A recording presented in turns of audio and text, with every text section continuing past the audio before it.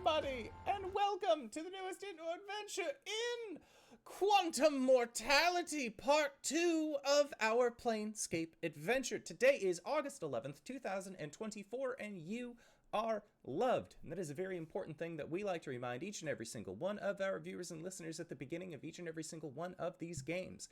If this is your first time joining us, you can go to youtube.com/indooradventures to check up on all of the VODs of each of the games that we have played up until this point, or you can go towards anywhere audiocasts are being made available for free. You can find us there under the same moniker. And speaking of things that are being made available for free, if you go to patreon.com/indooradventures, you can check up on our after show called Nights in the Courtyard, where we answer questions not only from each other, but also from the community. So if you have any questions for myself or any of these other fine folk, feel free to again join us at patreon.com/indooradventures. But let's say you already support us on Patreon. You already support us on Twitch and YouTube and all of those other wonderful places, and you're trying to think to yourself, where can I go to help support this wonderful show even more? Well, guess what, Acorns? I got your back, quite literally, in fact, because if you go to indooradventure.redbubble.com, we got t-shirts, we got posters, we got mugs, we got crop tops, throw pillows, shower curtains, aprons, clocks. We even have face masks with the symbol of Tiamat upon them, designed by our very own Cyberwolf1201, where all of the proceeds of our merch currently goes to help support Doctors Without Borders. So if you would like to help support a good cause or possibly help support the show, you can again go to indooradventure.redbubble.com. But that is it for my opening spiel, so I'm gonna get the layout adjusted. Hey Dingo, who you playing today? I'm Dingo. I use she, him pronouns, and I'm playing Shriek Astray. She uses she, her pronouns. She's a fire genasi cleric for the light domain. And Kyle, who you playing today? Hi everyone, I'm KyleWithAnN. I use she, they pronouns, and today I am playing Tessell, who uses they, them pronouns. They are a crystal gem dragonborn, and as we discovered in the last session, they are an Echo Knight fighter. I'm third, right? Yeah. Oh my god, I'm never third. I always go last. Hey everybody, I'm Wings, also known as Danae Keener. Today I'm playing as Aluvire, and currently she is a Rune Knight Minotaur. And I am the indoor adventurer, he, him. And tonight I shall be playing as Jeremiah of the Wilds, a fey-touched warlock. Sometimes Orillo, but he's just tiny right now. And I am Cyber. I use he or whatever pronouns, and I'm gonna be running a game of Dungeons and Dragons for my friends. That's me. Let me scroll back up. At Fruit in the Loop. My coworker started crying, BC. Her girlfriend broke up with her via Squeak, and my manager said, that's why we don't use the us during work. At Bleak Sensate, dress for the void you wish to escape from. At Chromatic Drag, Black Dragon, recharging their strongest ability. Pitui! At SIGIS, large fissure the size of a small fissure is completely blocking transit along Mobius Boulevard between the Clerk's Ward and the Hive Ward. Please use caution and watch for Davis in the area. You emerge from the decay and stagnation of the mortuary basement into Ragpicker Square in the Hive Ward of Sickle. Taking your first steps down the street, an irritable tiefling stumbles into you, clearly not paying attention to where he's walking. Flustered, he turns around and yells, "Take a short stick and pike it, you leather-headed Burke, or I'll put your name in the dead book. I swear, one more and more of your clue is lined up in the cage every day. Quit flapping your bone boxes and go back to your all."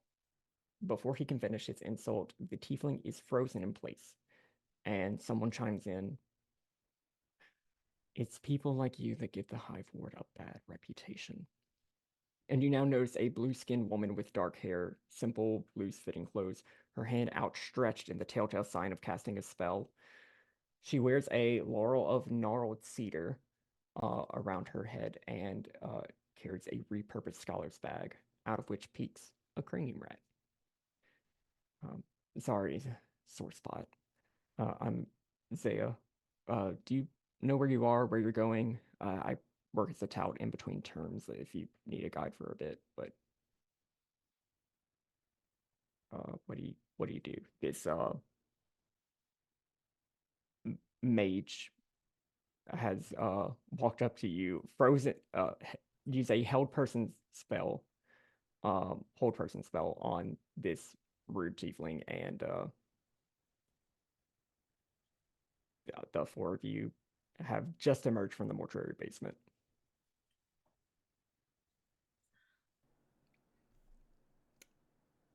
I don't know about you all, but I'm feeling a little haggard, and maybe some food would do some good. Food. We could desperately use some help and some directions and some food, assistance, really anything. Okay. Maybe a shower. Well, I can definitely help you get where you need to go. My standard thing is 3 gold a day.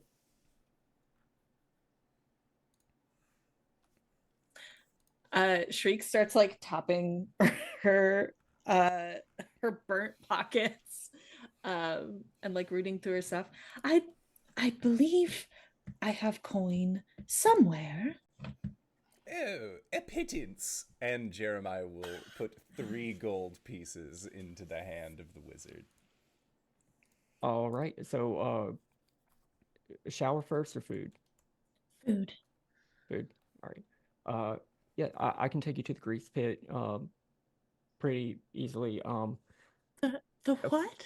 The grease pit, it's like a stall. It's a kind of like a food court. It's a whole bunch of like street food vendors who sort of congregate around here.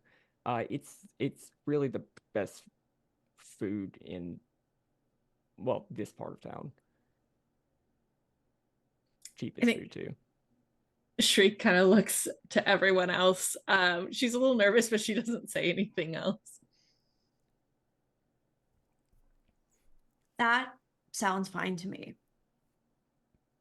Would, by chance, they have food that is perhaps less than, and Jeremiah will take a tiny coin pouch from his small Orillo and look inside. 5 gold pieces. Oh yeah. Five gold is like gastronome prices. That's over in the it's on the other side of town. No. It's honestly not worth it. But yeah, it's just about a mile that way. Here, I'll get you there. And she starts walking the other direction. Sounds good. And then Cyber, you're not being picked up on the CC. God damn it.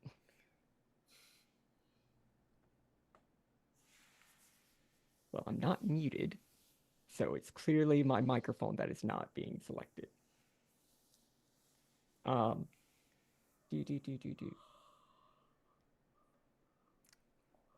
So she is going the opposite direction where she pointed to a to this sort of like hole in the wall abandoned building. But she sort of opens the door, making sure she pull out a green rock. And as she opens the door, instead of the inside of the building that most would consider this door opening to, it instead opens up into another alleyway.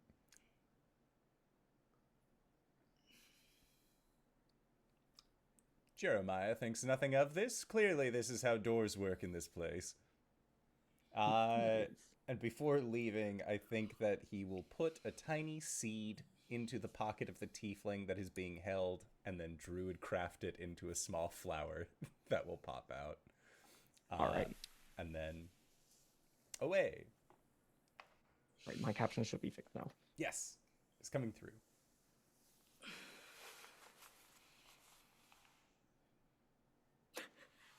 How do Tessell and Shriek react to this door?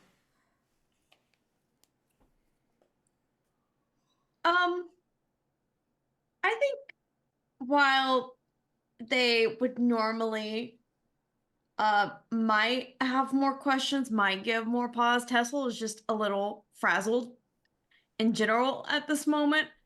I think they have a lot on their mind and they're just like, I need to reset with some food. I think Shriek is kind of giving the door the same attention that she's giving everything around us. I think she's looking very wide-eyed. She doesn't have a whole lot of like outward reactions. But for someone as tall and large as she is, I think she's sort of a little caved in, making herself as small as possible and just giving she's looking at everything. Her head is on a swivel, just investigating every detail she's looking at. But she's outwardly very quiet. I think Aluvire like notices a little bit of hesitance from the two of them, and she turns, like smiles, like in a reassuring way, and she begins signing. Um, oh, don't worry about the doors. Actually, we're really lucky to come across a guide this early. It's worth the money, trust me. Shriek nods very quickly. And I think she says, why are all the doors closed? Or doesn't it seem a bit excessive to have so many doors when it could all be open?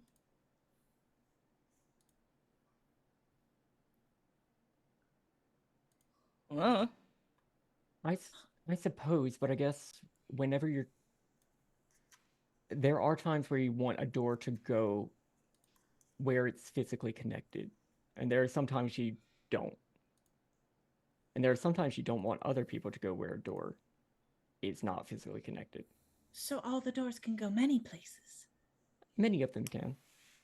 Oh, that's much more convenient than I thought.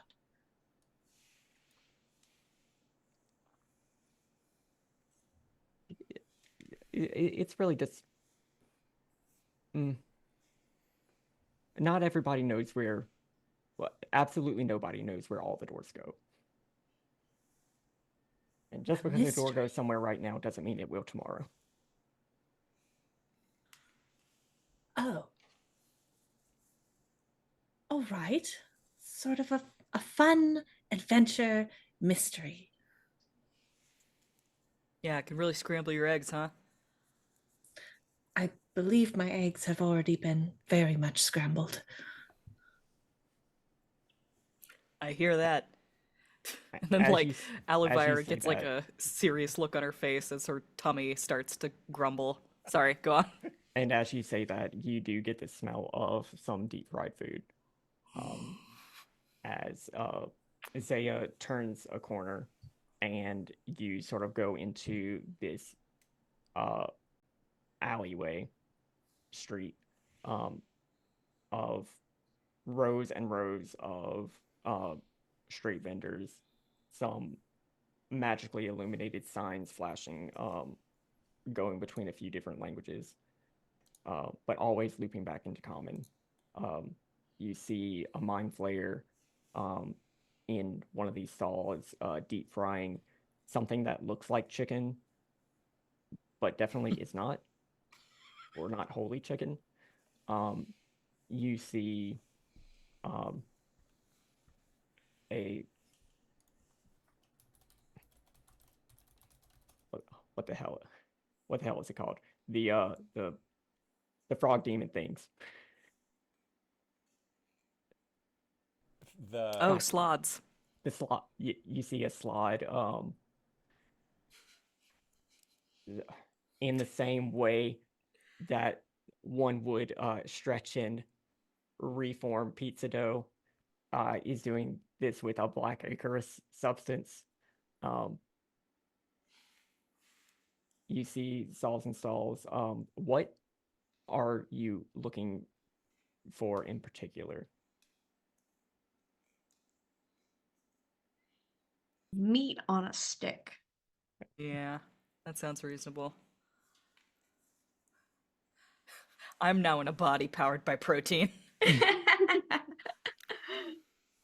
Well, there is a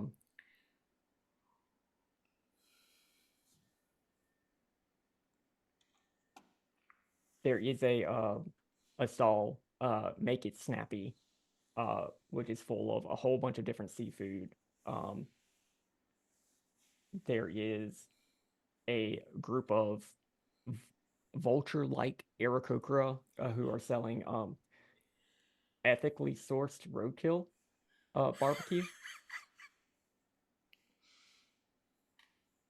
But if you keep looking, give me a perception check.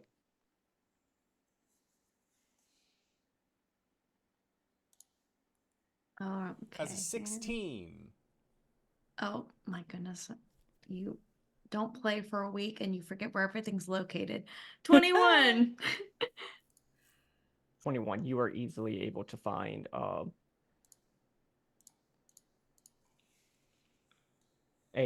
someone who is selling kebabs of, let's just say, mundane meat. This Aluvire doesn't have any fear. She'll go for the roadkill. Jeremiah, you also do notice a stall called Bog Standard, which is being tended to by a group of bullywugs. Ah, my people. Right next to a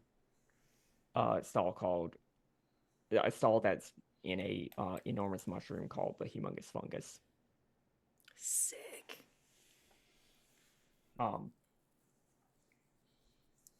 Aluvire, as you go up to Slim Pickens.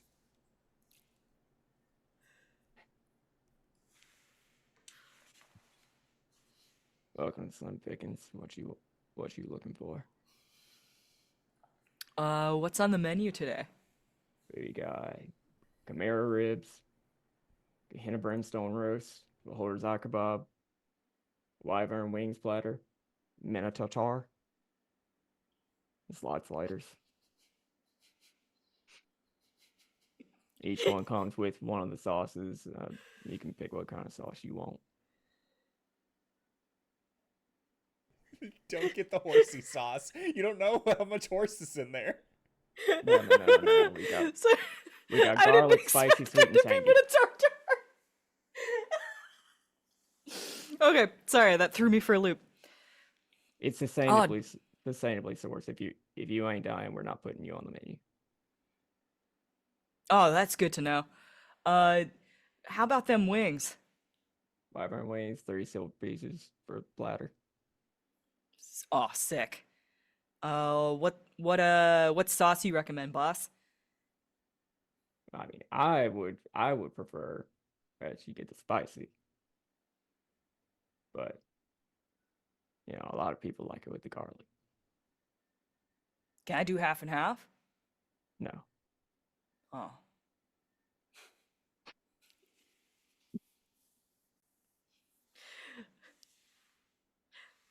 I don't know. She still thinks she's a bard. Can she try and riz him up? Come on, man, for a friend. You can certainly try. All right, I'm gonna try.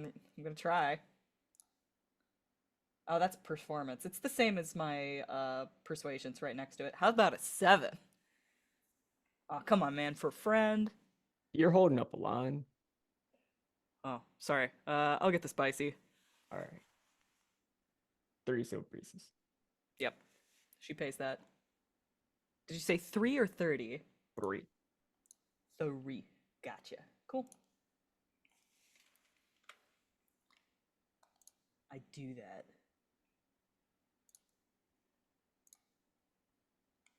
Jeremiah, where are you going? Jeremiah, being the person that they are, would go for most likely the most quote unquote exotic looking food that they may have never tried before. So it's a real toss up between ethically sourced roadkill and the Black Icarus pizza. What has the shortest line, would you say? What has the shortest line right now is the seafood at Make It Snappy, but between the roadkill and the Icarus pizza, definitely the Icarus pizza. I'll check. I'll check Make It Snappy if no one else is gonna go. I would love to see this seafood place where there's no visible body of salt water. All right. Tessell, are you just getting normal ass kebabs? Not normal ass kebabs, but normal ass kebabs. You called know, I'll flanked. I'll get a nice standard kebab. Okay. 1 silver piece. Okay. I will deduct that from my inventory. And this like gnome teenager just sort of goes like, "Hi, here you go." Thank you very much. This is needed. Okay. uh, yeah. And Shriek, what are you looking for? Shriek, I think, is looking around at everything and possibly like making a few rounds wherever the stalls are. She's looking for she's looking either for breakfast food specifically, or she's looking for or candy and sweets. Okay. You definitely find a candy and sweets place. There's a stall called Sugar and Spice. There are 2 purveyors. One is an imp and one is a fairy dragon. Yeah, then I think if she finds the candy stall, she'll go directly to it. What do they have on display? They have chocolate truffles, twists, candy floss, spice drops, sour chews. That's a whole bunch of different candy. I think Shriek comes up with both of her hands sort of pressed together. I think we haven't talked about all eating together, but I think in her mind she's like, I'll get dessert for everybody. And she's picking out various truffles and sour candies and hard candies. If they have any like little cakes or buns, she's gonna get like a donut style box of sweets, I think. Okay. You can get a variety of candies for basically 1 gold. Okay. She'll hand over the 1 gold, and then she'll ask, do you perhaps have any cotton candy or fluffy sugar? Mm-hmm. I would like 10 of those, please. Okay. And Pancake the fairy dragon dives into a spinner of candy floss and comes out with like 10 little puffs of it for like 8 gold or 8 silver pieces.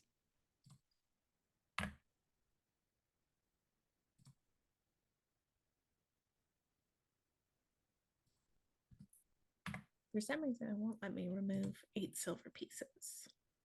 Because you have to do the manual conversion, so subtract 1 gold piece for 10 silver pieces. Ooh, math. Jeremiah. Okay. Yeah! You walk up and this mind flayer stares into your soul. Welcome. to make it snappy. Take a look at our menu. And if you catch your own fish, it's half off. Oh, that's lovely. What do you have? I'm looking for, you seem like the kind of man who can get a good read on customers. What do you think I would enjoy? Something I've No, never that's had not how before. this works. Oh, well, you're no fun. Do you have one of those fish that have, like, the long lights in front of them? Fine, I'll look We at the can menu. find it for you. Ooh. How would you like it cooked? Um, We can do fried rings. We can do rolls. We can do soup. soup is messy. Fried rings, please. You want to try to catch it? I could be entertained. Yes. All right. Walk over to the tank. Oh, yeah, this is enjoyable. Struts over to the tank. And he psionically moves a fishing rod into your hands. That is dropped down into this just little fish tank. But you can't see the contents of the fish tank because there are no contents of the fish tank. The top of it is just a portal to a demiplane. Beautiful. Jeremiah loves this. Can you please roll a sleight of hand check? Now, give it my dangdest. A 5.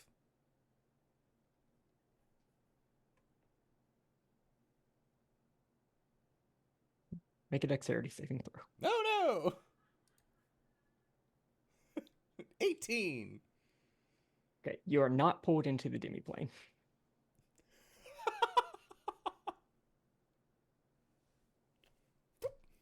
Well, better luck next time. And the mind flayer just sort of reaches down and pulls out a anglerfish. Immediately chops its head off and begins filleting it and making fried rings. It's gonna be 3 silver pieces. Yes, of course. Here you are, good sir.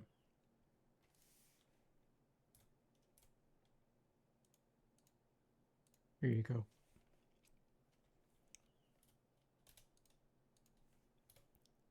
And Jeremiah will take it. And Please don't ask me to read your mind. I can't do that anymore. Oh, We got complaints. Oh, I see, I see. My apologies. I was unaware. Now, that being said, do you know where I could get perhaps a small wheel of cheese, preferably covered in red wax?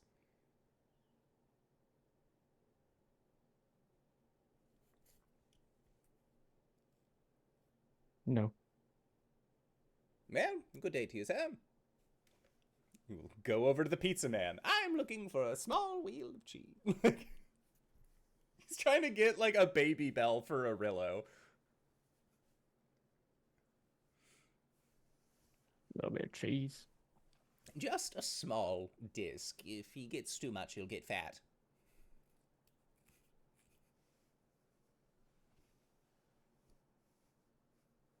You got a copper? Do you have change for a silver, or can I get 10 little cheeses? I thought you didn't want to get him fat. Oh, no, the 9 will be for me, or a carrot and stick. Rewards, as they say, little Treatos. Silver. 1 silver coming right up.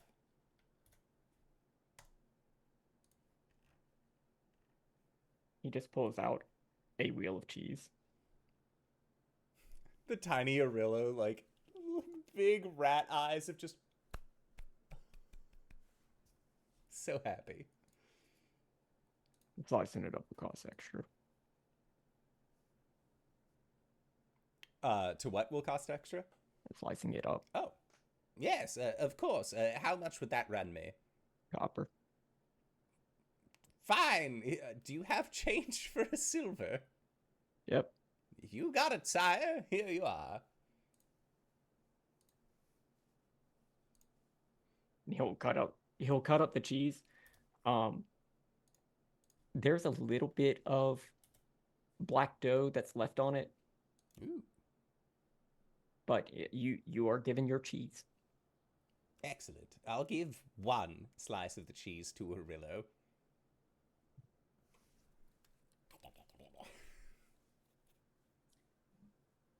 Is there anywhere in this in the grease pit where there's like a like tables or picnic benches that people just like can flock to? Yes.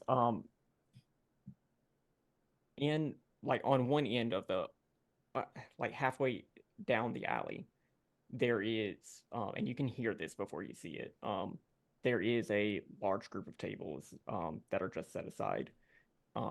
There's also a small stage there where people set up throughout the day. Right now there are three canine performers who are doing a sort of swamp pop zydeco performance. But yeah, you can easily find a place to congregate with everybody. I think Shriek will find a table and stand on top of it to try and see like her compatriots. And if she catches the eye of one of them, she'll like wave the 10 sticks of cotton candy that she has to try and flag them down.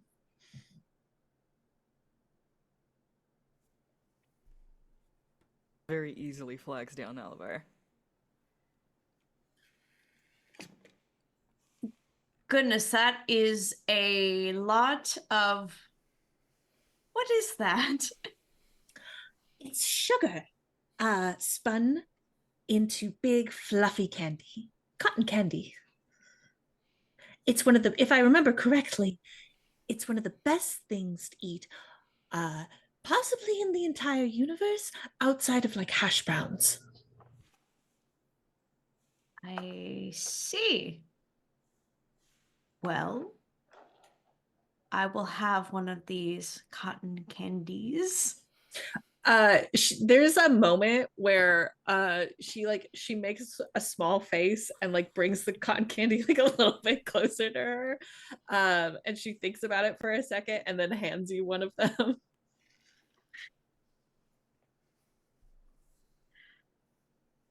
That is quite sweet. That is very sweet. Incredibly so, and fluffy. And I also brought other things. And she lays down the box. And if everybody's coming around, she'll open the box and sort of point to each thing and say what they are. She's got all of the other cotton candies like mashed together, and she's just taking bites out of the big plume. I wound up getting chimera wings, right? Yep. How big are they? It is not the whole wing. Okay. It's just like the meaty bits. Yeah. I mean, so like you got essentially a plate of chicken tenders that are, in that point. It's like boneless wings, except it's only like half the wing. Aw, sick. I would legit eat that. Boneless. So like a chimera, right? Mhm. It's made out of like a lot of different animals, but like the wings are typically like dragon looking in nature. Mhm. So like does it taste like chicken?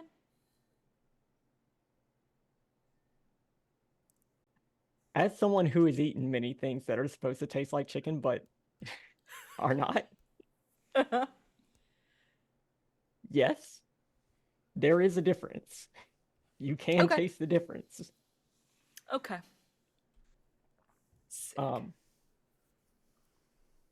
And you got the spicy sauce, right? I did get the spicy sauce. What kind of check do I need to make? Constitution save. All right. I should be good at this. 17. Within the next hour,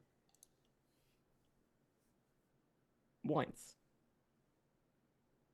you can cast the Dragon's Breath spell using fire as the damage type. Let's go. Within the next hour. Within the next hour. Okay.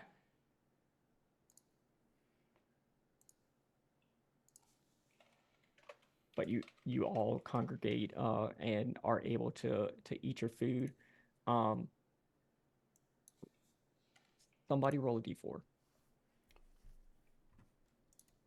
Gotcha, boss. Oh no, I'm on it. I'm doing it. I got a 2. Damn it. Everybody gets 2 temporary hit points. Hey. Yay! For having foods? Mhm. Oh, dude. I'm gonna stop to eat all the time now. I need those 2 tab hit points. And this will also count as a short rest. Short okay. rest. Nice. It's important to keep eating. Don't skip meals, especially at cons, unless you really have to. I think on a short rest, Aluvire is instinctively like, ah yes, time for a song of rest. And she's gonna get out her lute and start trying to play a little ditty on it.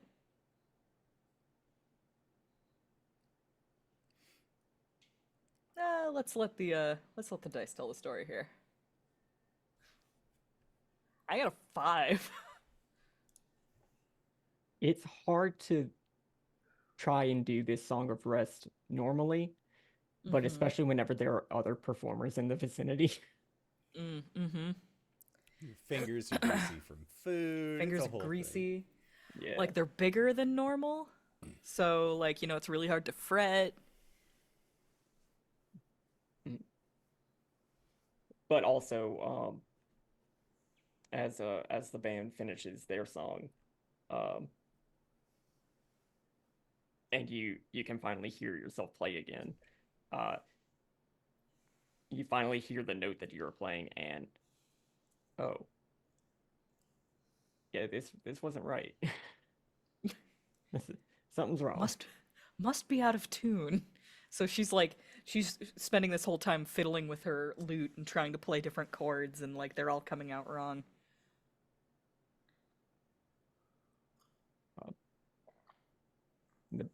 The frontman of the band is like, "Merci beaucoup.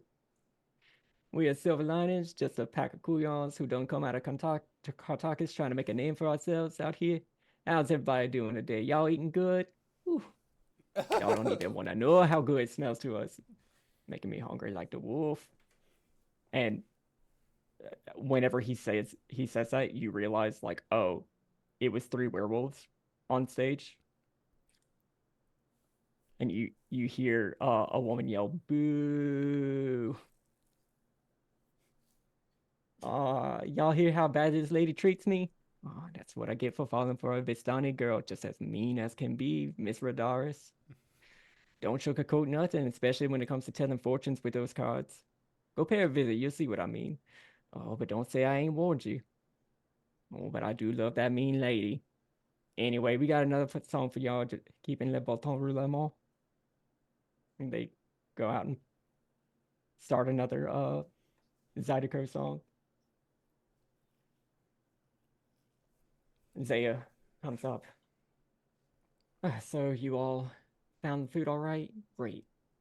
And she sits down with what looks like an overcooked burger, but instead of like the lettuce and toppings and everything, there's just like a layer of something gelatinous. Jeremiah, can you make a perception check? Yeah. That is a 20. You can see that on the wrapper from the burger that she's eating, you can see say yum.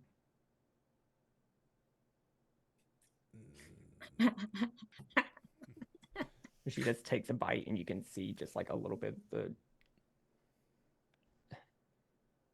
the light green gelatin just sort of like stick on the side of her mouth. Zaya, was it? Zaya. Zaya, Z-A-Y-A? Z-E-A. Z-E-A, thank you. Where, by chance, did you get your meal? I had to fish for mine. Yours seems... Oh, you went to make it snappy? Yes, I may have reminded the proprietor of their lack of mind-reading ability. Oh, no. What is his name? Cortel can read minds. He's just not supposed to. Oh, It's like a privacy thing. got it. Okay. But there's this there's a stall like further down there, things that make you say yum. I think they're supposed to have a brick and mortar store opening in one of the wards. I think it was the lower ward. Tiny Orillo is making angry rat noises. Is it a challenge? No, I think it's just a name. Oh, okay. I see. Well, interesting. You got to keep an eye on that. Were their prices reasonable? What is the how? It's a yummy meal. It's I'm like not familiar. it's like a silver piece. Does it include like a fun toy or something with it? No. No, yeah. It stands to be improved, I suppose. I mean, it's not good, but it's like a silver piece good. I suppose. It's a misleading name then, if it doesn't make you say yum.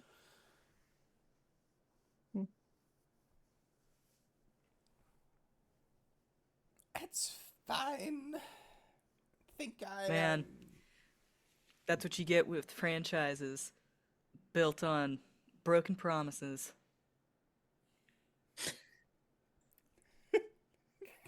Rat Orillo is seething. What's the matter with your little friend there? Oh, he just has opinions about things that make him say yum. But don't worry. In due time, my friend, in due time. Were you one of the people that got, you know? No, I was not. We were not, no. Last I checked, anyways, I believe that everyone who was caught in the merger, was it? The merger. I'm talking about the people who got sick. Oh! No, I've never gotten sick. I don't think I've ever actually eaten there before. Yeah, their No, food like looks they slimy. tried like a purple shake thing Oh. for like their year anniversary, and I mean, Was that after the unicorn thing? uh-huh. Oh, okay. Dear Lord. Sorry, flashbacks.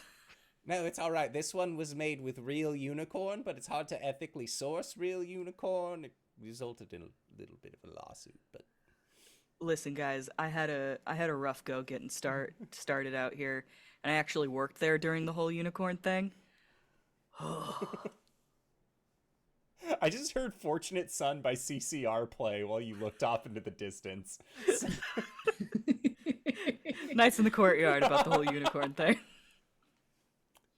They're trying this thing out called Charged Lemonade. I've heard it has dangerous consequences. So, where are y'all trying to go after this? Well, I rightfully don't No, I'm sort of just hanging out, chillaxing with the friends. Out of character, where do I live? You live in My the Hive Ward. roommate. In the what? In the Hive Ward, the ward that you're in right now.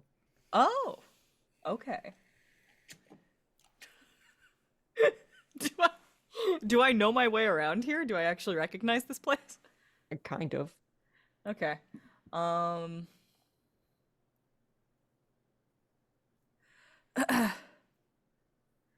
Oh, well, I think I could probably find what I'm looking for, but, with the egg all scrambled and everything, do you think you could probably point me in the direction of Fell's tattoos? For sure.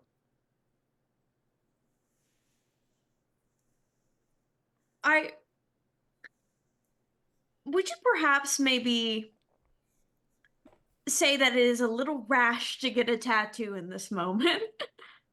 Oh, no, that's where I live. Oh. My apologies. Do you not know your way home?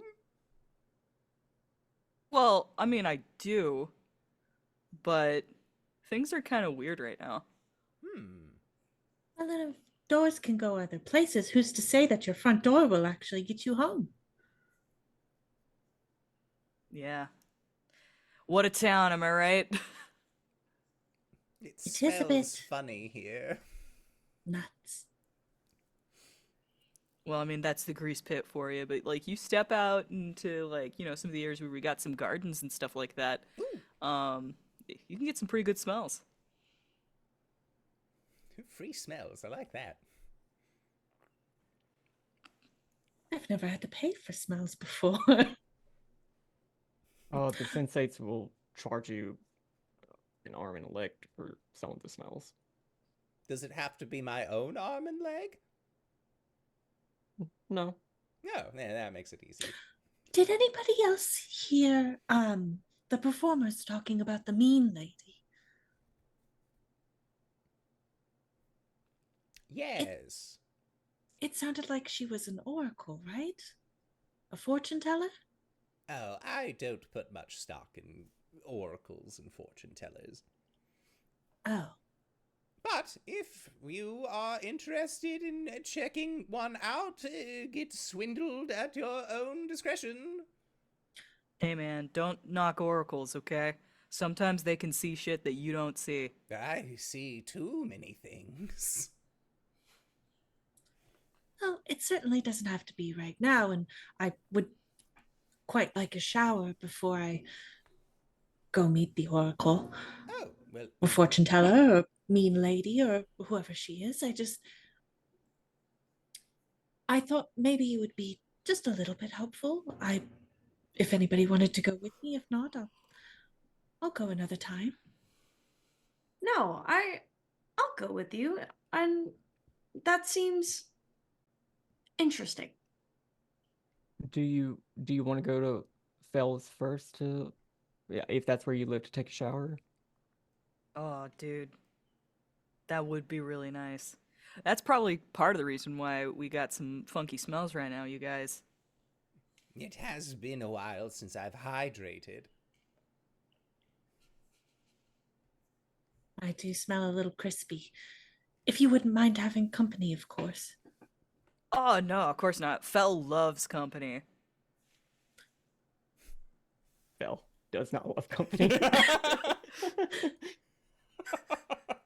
I am full of fear, or I am full of confidence and not a lot of social awareness at the moment.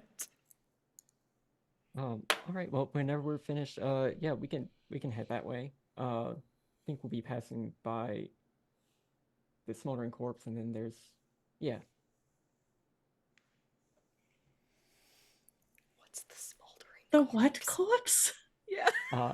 The smoldering corpse. Aluvire, you would know that as a bar not too far away from Fells. Oh, is- dude, I love that place. It is named for the perpetually burning mage who hovers within.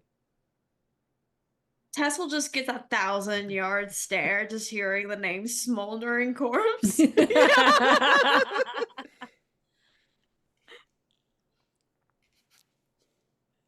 That place is great. If you're looking for free smells, the smoldering corpse has the best ones in town. Oh no, the smell stopped a while back. Is it? I got a question. Is that guy like? He is a corpse, right? Like he's not. Like.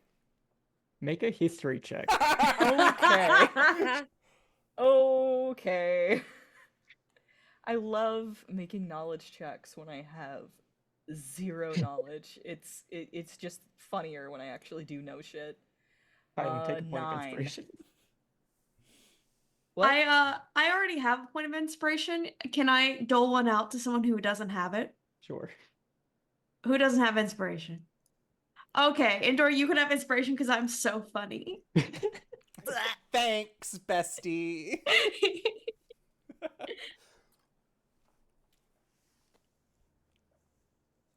Yeah, I got a 9. You're not sure. You think so? You think he's a corpse? People They got talk about him as if he is not a corpse, Oh dear. but I'm sure that's just a like running joke. They got great drinks there and the best fights.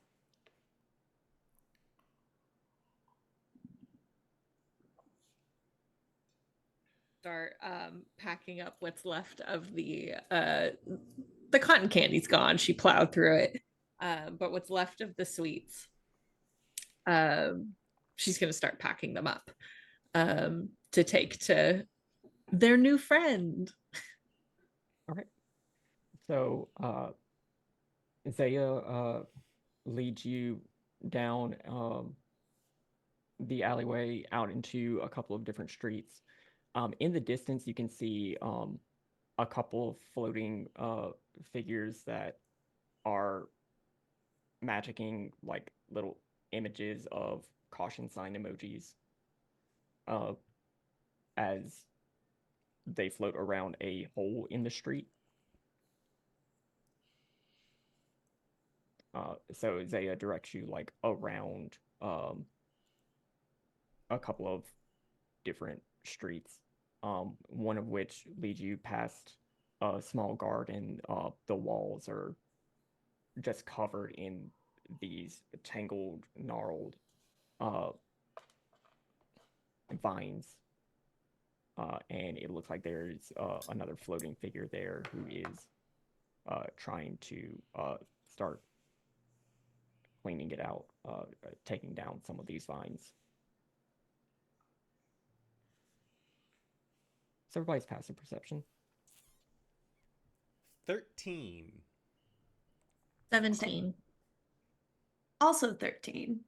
11. Shriek, you notice that as the Daubus turns around and starts cleaning out some of the vines,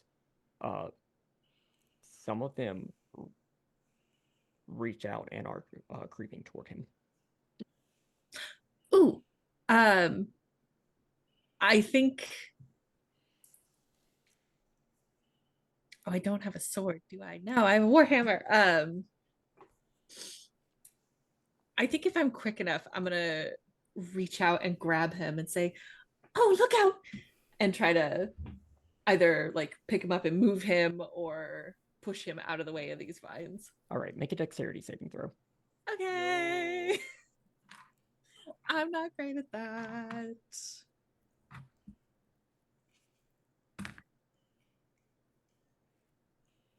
Are you a 6 or a 9? Okay. You're 9.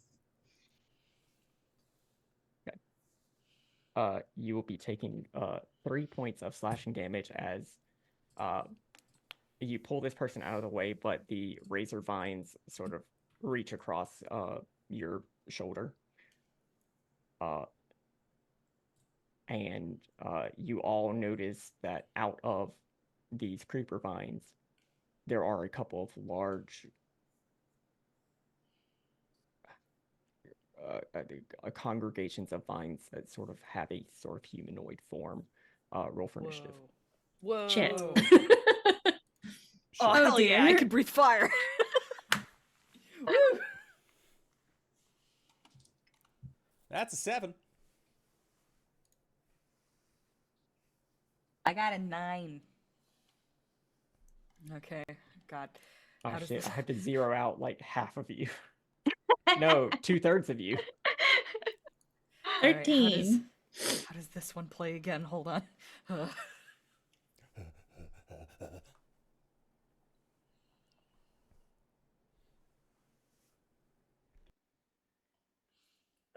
Dragon's Breath. Said 13 Shriek, Yes. Jeremiah. That's a 7.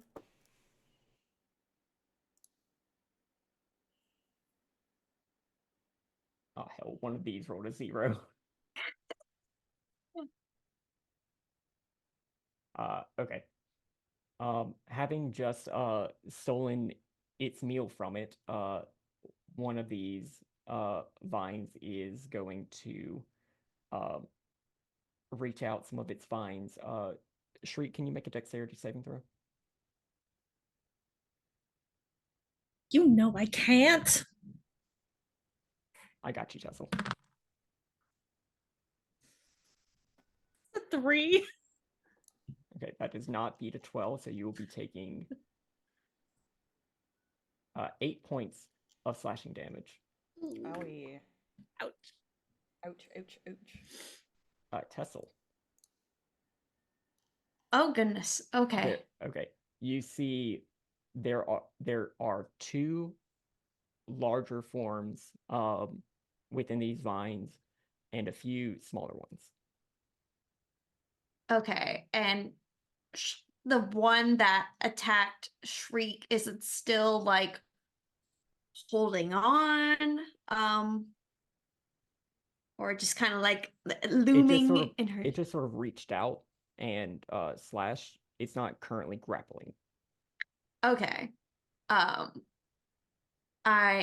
think in this moment, I very quickly gonna scan some things to see if there's anything fun and funky I want to do, but I think I'm just gonna do a good old fashioned.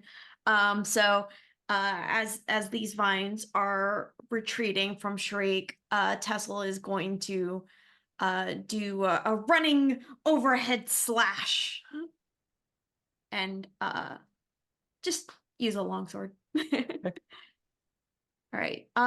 You know what? You know what? Am I gonna one-handed or two-handed? I gotta figure it out before I roll. You know what? A nice two-handed swing sounds good to me in this moment. So let's see. Hiya. 25 That'll hit. for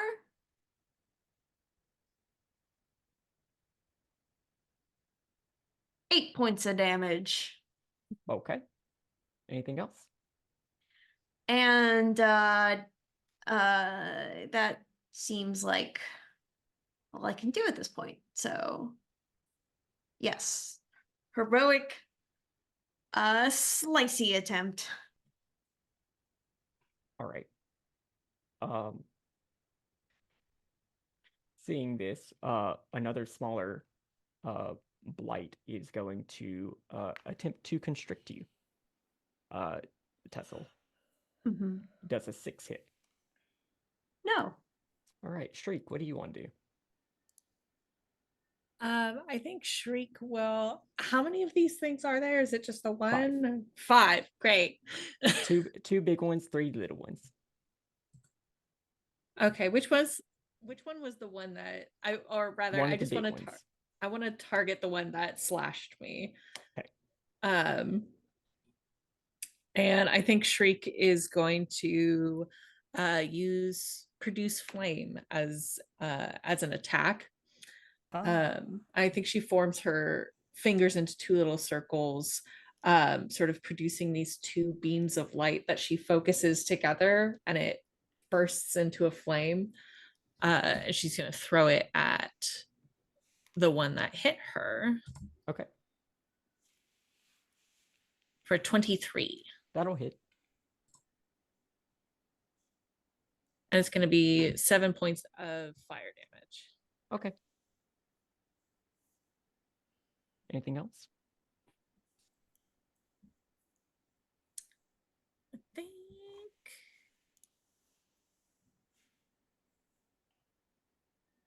I think that's all I'm going to do. All right, Aluvire. I'm gonna line up as many of them as I can in a 15-foot cone. Okay. If you angle up against the wall, you can definitely get all of them. Totally. I'm doing that. They need to make a dexterity saving throw.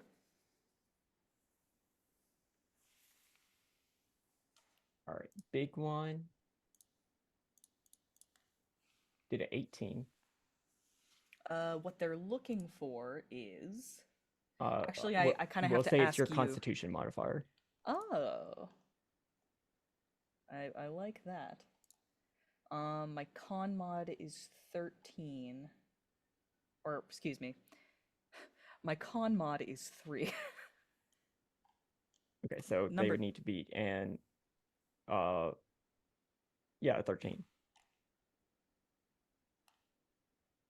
Do you add your proficiency? Uh-huh. No, 13. Okay, yeah, they need to make a 13. Okay. Okay, 18, natural 20.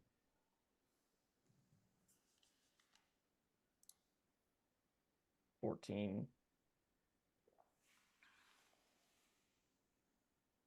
11. Okay. That one's gonna take 10, the rest of them take 5 fire damage. As, And a natural 1. hey! Aluvire gets excited at the prospect of a fight, and then suddenly has hiccups. And one of those hiccups, has a little bit more than she bargained for.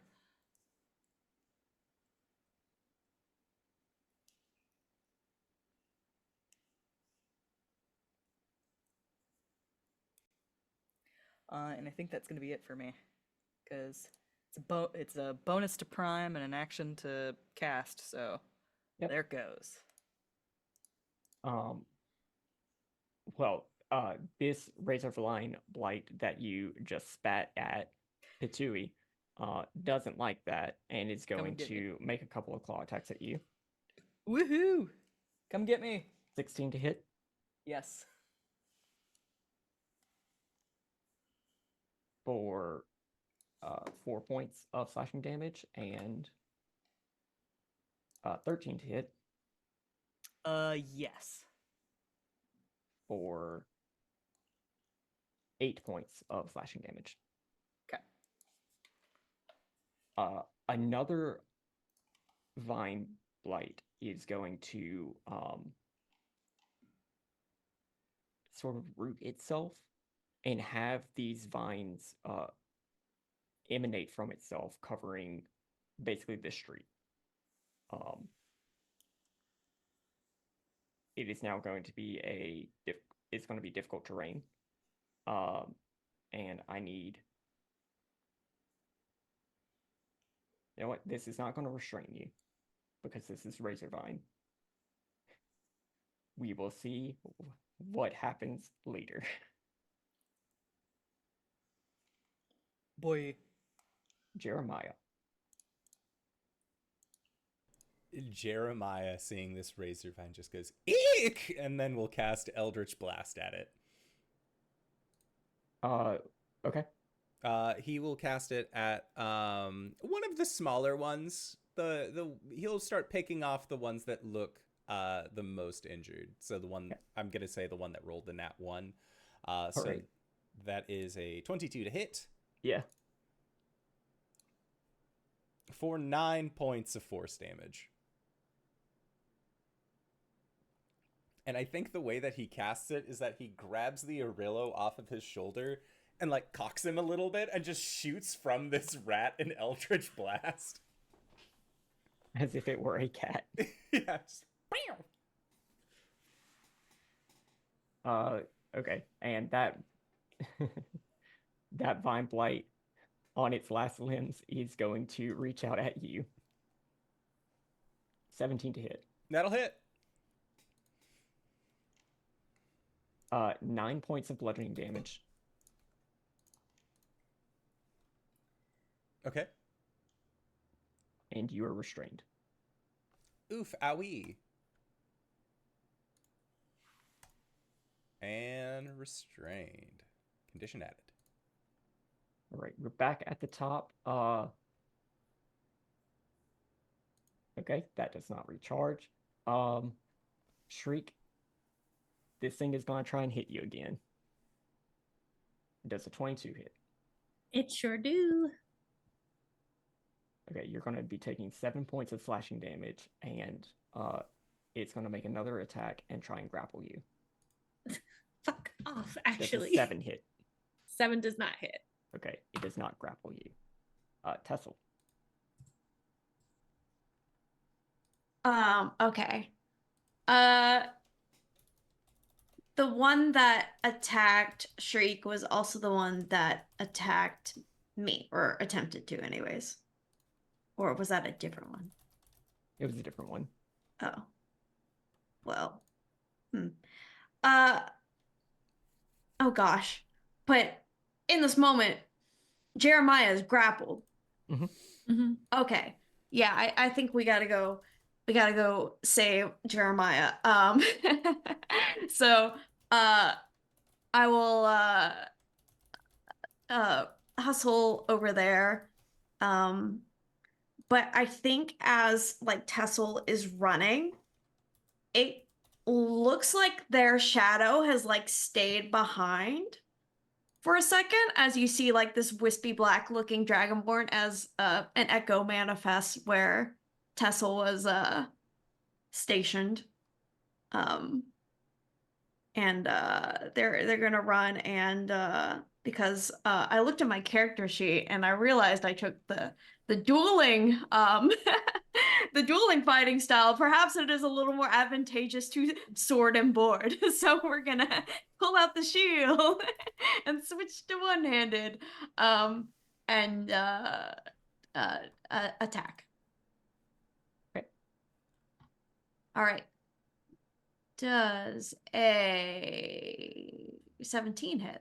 It does. Okay.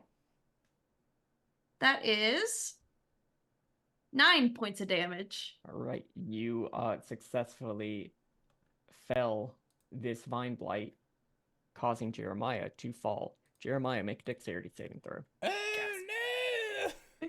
Oh, my bad. Shit. That's a 12. Yo. Frog problems. Okay. Frogwums. Flogworms. You are able to right yourself before landing prone in the razor vine. Oh no. And so only take 3 points of slashing damage. Eh. It's like running through pampas grass. Yuck. Never do it. That shit's worse than a paper cut. So, there is one more thing I would like to do this turn. Yep. So Tessell like slashes down, taking out this razor vine blight. And as they're like pulling back up, from the shadowy echo, their sword like kind of emerges from the spot where that echo is, as I would like to unleash incarnation on the blight that where the echo is. Mhm. And make an additional melee attack from the echo's position. Yo. All right, let's see. 22 That'll hit. for beans. 7 points of damage. Well, this razor vine blight had 7 points left. Oh, So- yay! So you get a twofer. Your KDA ratio is great. Hell Off yeah. the charts. And I think as like Tessell might even hear the sound of like the blade like cutting through the vine, and they're just gonna like turn around, and their eyes are gonna go kind of wide as they see this shadowy dragonborn figure again. And that's my turn. All right. The same Vine Blight that attacked you last round is going to try and constrict you. Natural 20. Oof. Actually, Cloud Rune. I'm going to, as a reaction, I'm going to change the target of that attack to another blight. Okay, natural 20. As this little Vine Blight reaches out to one of the bigger Razor Vine Blights, and with its natural 20. The way that this looks is that Aluvire just kind of like claps her hands together, and it's like a climber with chalk. It just like poof, like a cloud comes up, and it's enough like to, it's enough of a distraction to get the Razor Blight to go against another Blight. Well, with its natural 20 doing 18 points of damage, the Razor Vines like pierce the like the main roots of the other Razor Vine Blight, and as if like watching kudzu choke a another plant, I mean you can just see like chlorophyll and other material just sort of leave this Vine Blight's body. Not dead, but definitely hurt and restrained. Meaning restrained. Meaning? Attack rolls have advantage. Hell yeah. Shriek. Okay. How many of these boys do we have left? 3. 3. Okay. One of which is grappling another. One of the little ones is grappling the remaining big one. Okay. Then I think what I would like to do. I'm trying to decide between are they arranged enough that if I moved I could get them into a cone? Sure. Like they're all like on this wall. And everybody else is like in the street, so if you angle up against the wall, you can definitely like get them all. Perfect. Okay. Then I think what I'm gonna do is cast Burning Hands, as I think she was kind of holding her hands in this circle and she moves it to a triangle and moves that flame over the 3 of them, and each creature will have to make a dexterity saving throw. Okay, 12. 12 does not make it. Save Okay. DC is 15. And 15. Okay.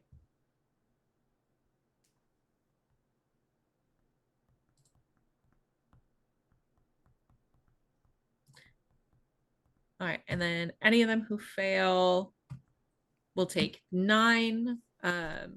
Any that succeed will take half that, and it will be fire damage. All right. Half of 9 is 4. The big one is now dead. There are now 2 remaining little ones. One of which is still causing this Razor Vine just to be in the area. I will note the fire damage is not doing any additional damage, not because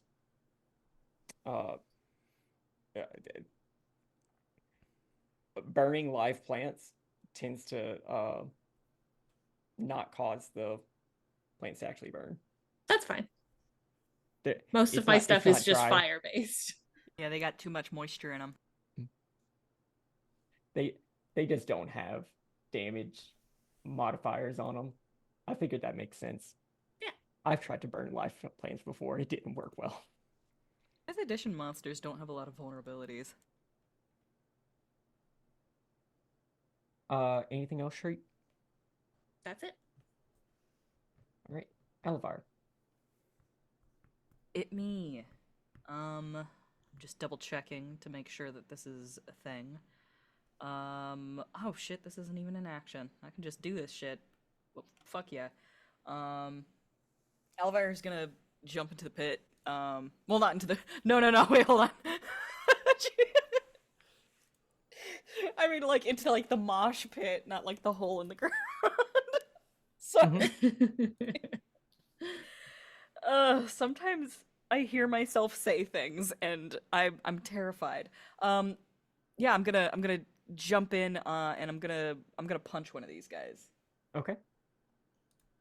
Make a my dexterity fist. save first. Okay, I can do that. 12?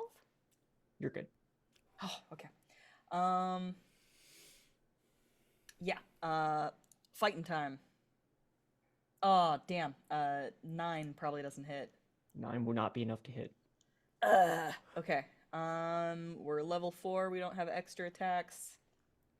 I think that's me. All right. Well, the vine blight that you were trying to hit is going to reach out to you. Does an 11 hit? No. Well, that's all right then. Jeremiah.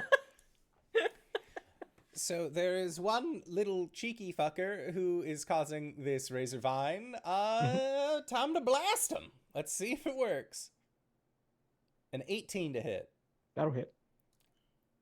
All right, that is going to be 7 points of force. Okay. Anything else? Nope, that's going to be it. Or if I can try and exit the razor vine patch, I would like to do that. But I think I'm still restrained. No. Oh, okay. Then I would like to try. That blight is dead. Okay, gotcha. that I guy would got like to killed. exit the razor vine patch. Okay. Tessell. All right, so there's 2 little ones left. Mhm. 2 little ones left. Okay, and is there any sort of like, oh, it's too far away, you can't reach it, or is it all pretty accessible? It's all pretty accessible. All pretty accessible. Okay. All right. So Tessell is going to start running forward. Sorry. New subclass, so I gotta read my features. Okay. Echo movement costs nothing. Okay. So Tessell is going to run forward towards the little blight that seems to be causing this hazardous terrain, while the Echo runs towards the other one. If they're in the same direction, that's fine. But that's who they're kind of stationing in front of. Tessell is going to slash at the one causing the difficult terrain. Let's see if that hits. Ooh, wait. I have inspiration. I can use inspiration on attacks, right? You know what? I'm gonna use it. Hell yeah. This is not an RPG. I don't need to hoard my resources. No way. Technically. Listen, 16. A 16 will hit where that 11 would not have, so. Yay! Great. Woohoo! Okay. That 11 would have just missed. Aw, that would have been a bummer, but what about 9 points of damage? That will be enough to not only destroy this vine blight, but also remove or cause the razor vine in the area to shrivel up.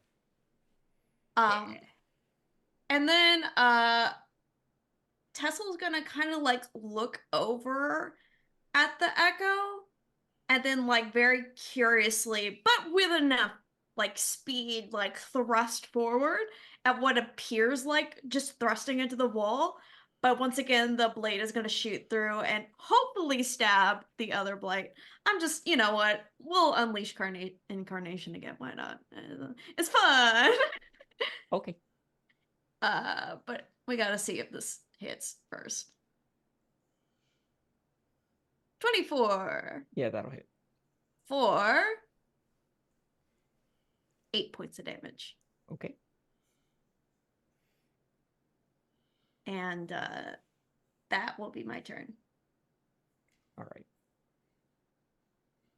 This final Vine Blight has been the one that has been trying to grapple Shriek this entire time, and it's not going to change its ways now.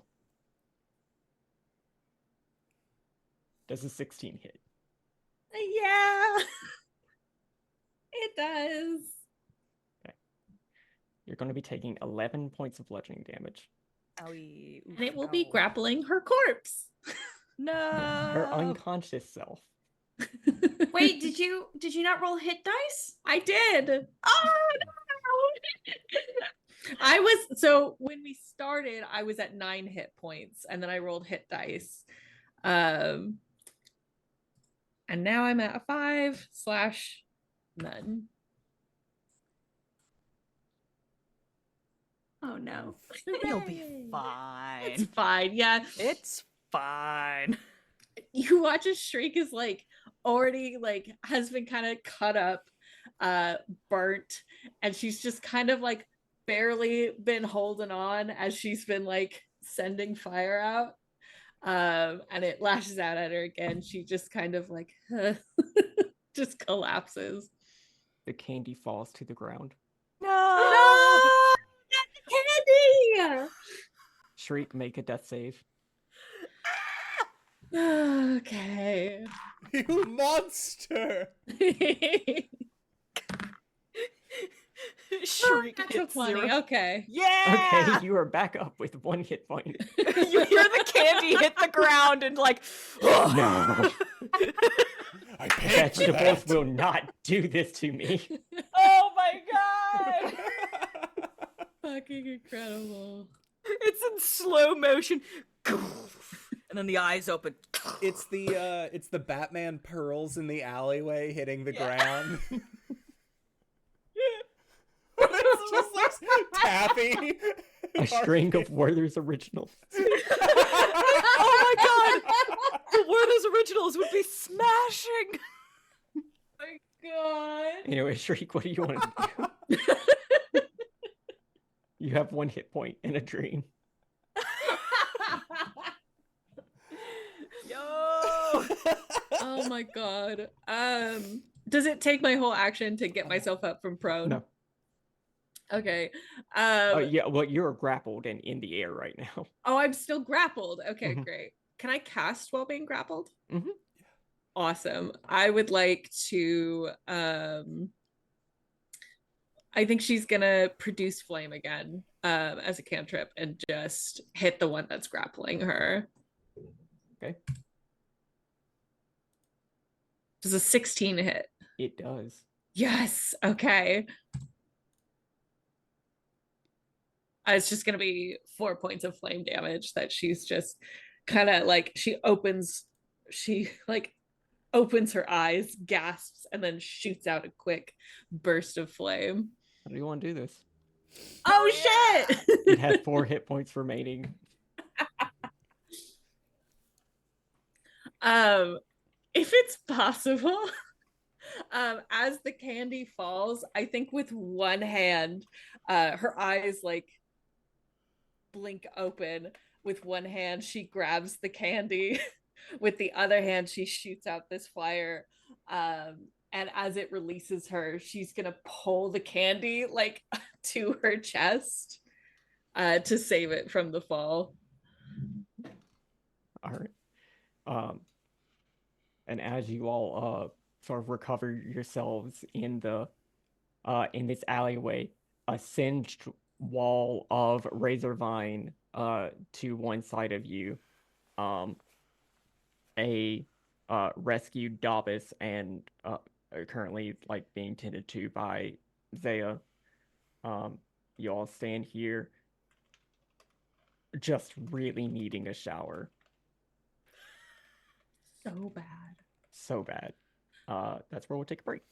Sounds good. So we are going to try and be back in 5 to 10 minutes. So don't go no place unless it's to grab a food, grab a drink, grab a friend, or possibly go to indooradventure.redbubble.com. Pick yourself up something nice, and we'll see y'all shortly. All right, everybody. See you soon. Hello, everybody. We are back from our break. Shriek is dead, maybe? No. But what do I know? I'm not the GM. Cyber, take us away. So, the Davis just sort of comes in and floats back in and just looks at all of you and signs some things in the air. Everybody except Aluvire, make an intelligence check.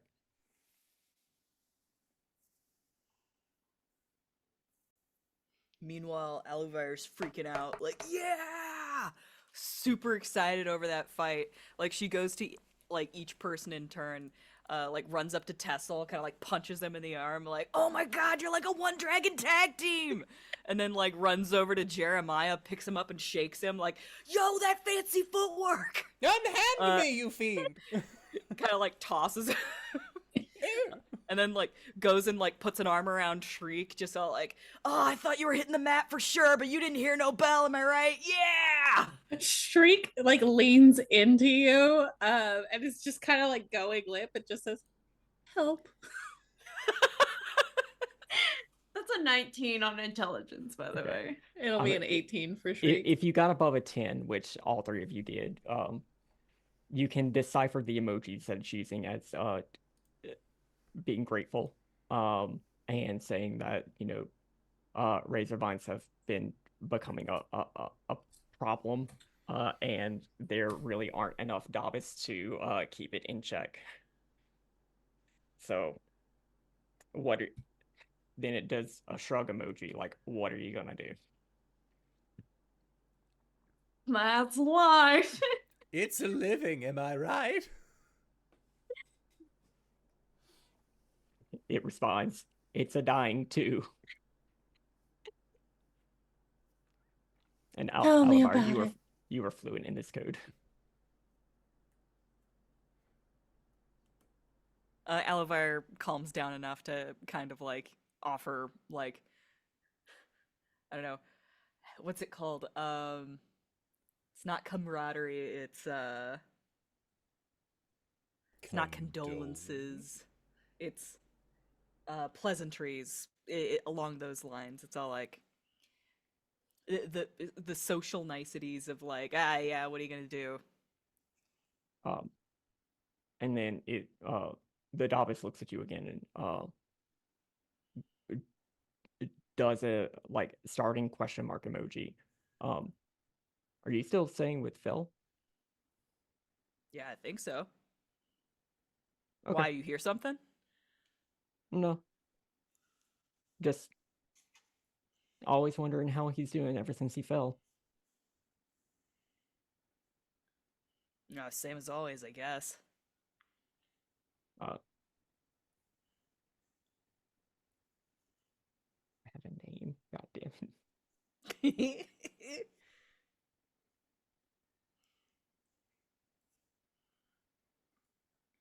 All right. It's Ariel, by the way. Are you naming them fonts? Are you giving Yes. them font names? Yes, I am.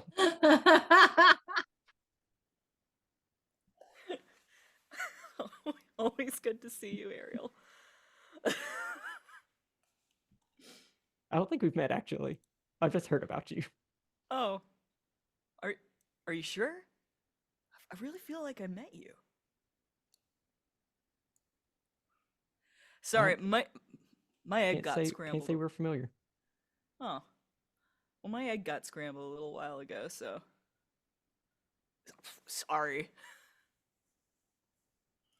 Do you need to see somebody about that?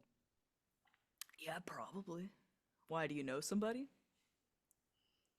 For that?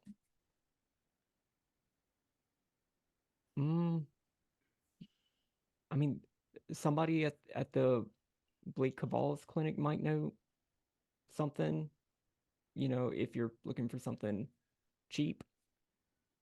Remind me who the Bleak Cabal are. Make a history check. Okay.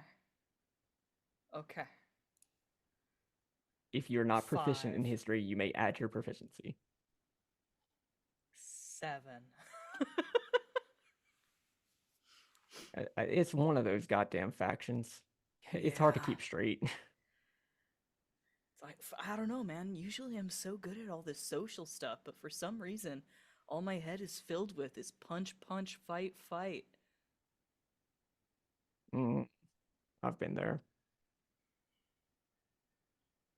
And just does a fist emoji and holds out their fist to you. Yeah, just like dabs. And then does a wave emoji and shuffles off, hovering above the ground.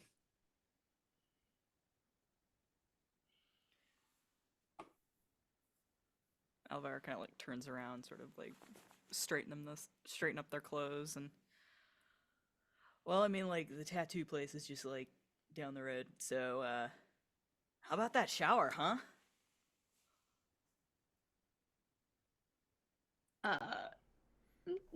Tassel's just gonna like look at Shriek and just be like, "Are you like just kind of quietly, just like, are you okay?" No. uh yeah, they'll like kind of like offer like their broadness, I guess, to be like a supporting frame, if you so choose.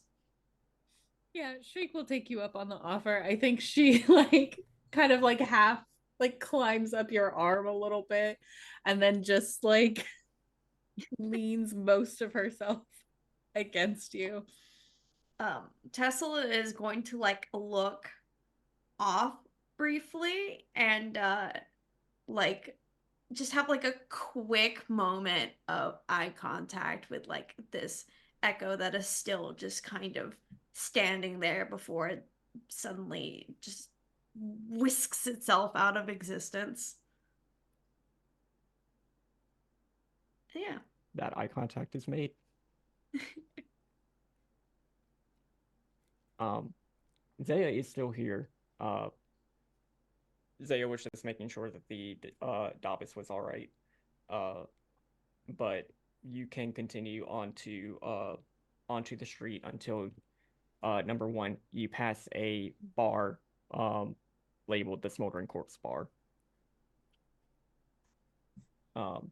And then pass by this oblong shack with a pearl lightning bolt above the entryway that Aluvire would recognize as their place of residence, Fell's Tattoos.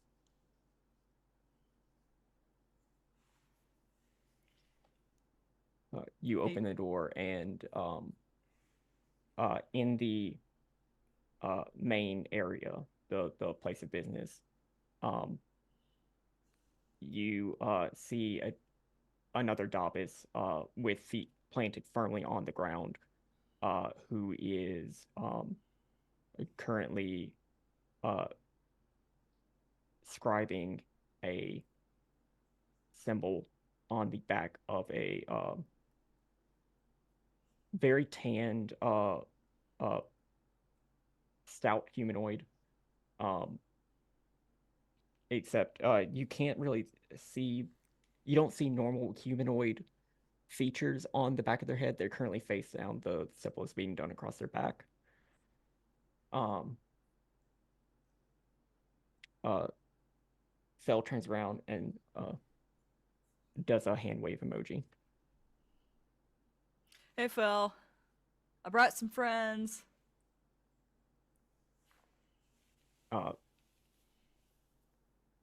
He says hi again, welcome, and then house emoji, like make yourself at home. All the while this person just again arms face down on the table. Make a perception check. All of us or just Aluvire? Whoever's interested. Sure. A 19. 16 for me. I just got an 11. I got I'm a not nat super 1. perceptive. Okay. Oh. Gosh. Jeremiah and Tessell, you'll notice that this is a fairly stocky humanoid, except for their head is reptilian, like a snake scale pattern, head face down, kind of pattern like a king snake. This is a UNT abomination, Oh, sick. and the symbol on their back, it appears to be a staff with two snakes curling around it, a caduceus.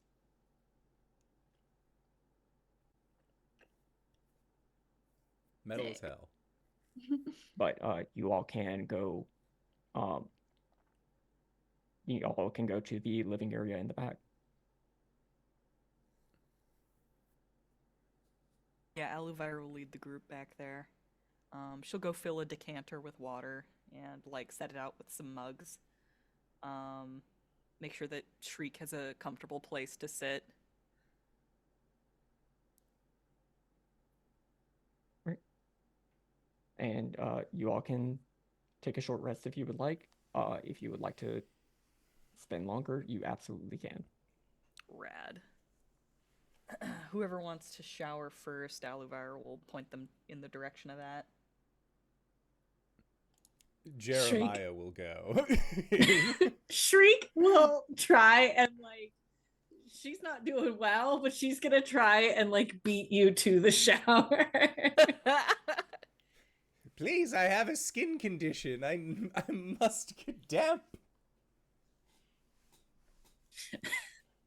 She kind of turns to look at you. I believe that there's a sink. Well, how am I supposed to get every nook and cranny from a sink? Fine. She kind of gives up and she'll go back to the chair that she was laying on. Jeremiah just...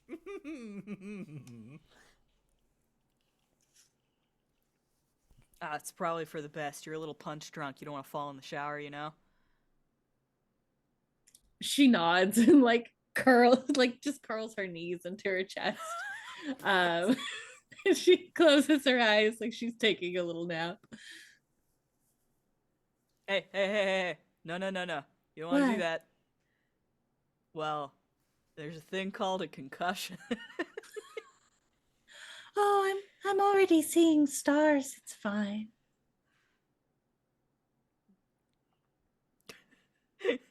Aluvire's gonna sort of smile, nod, and then lean in towards Tessell, be all like, "Yeah, don't let her fall asleep." Just a thumbs up.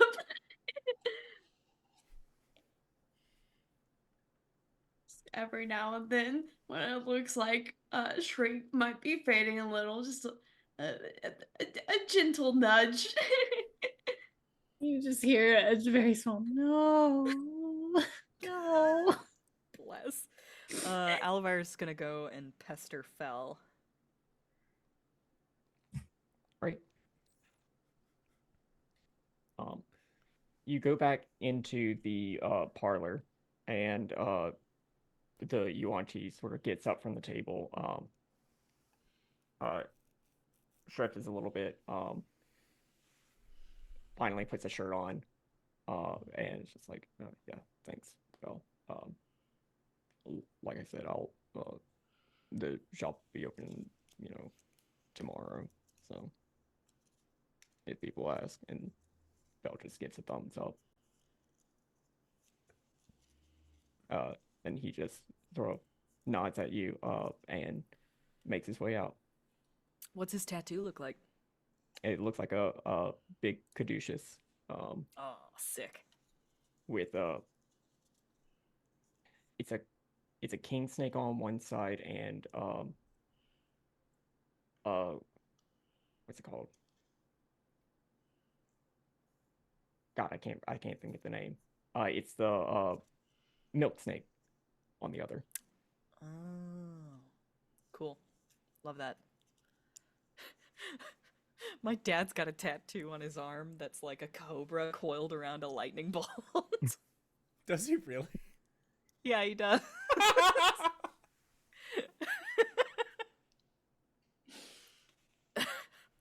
But yeah, like Aluvire is really complimentary on that tattoo. She'll go and kind of like slump into one of the chairs. Hey, so yeah, something weird happened. Oh yeah, did you figure it out? We'll figure what out. Hold on, was I, I I don't know. You said something weird was going on, and then you left, and then I didn't see you for a couple of days, and now you're here.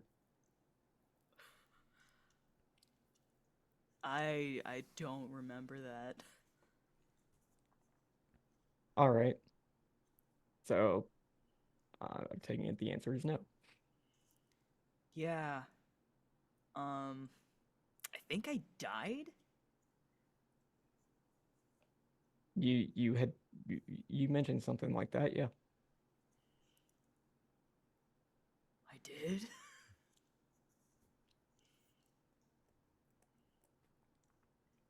Hmm. Okay. And I don't know, like I can't play my lute anymore, and I think I remember people don't that don't remember me, and I did you do this tattoo? Because I don't remember getting it.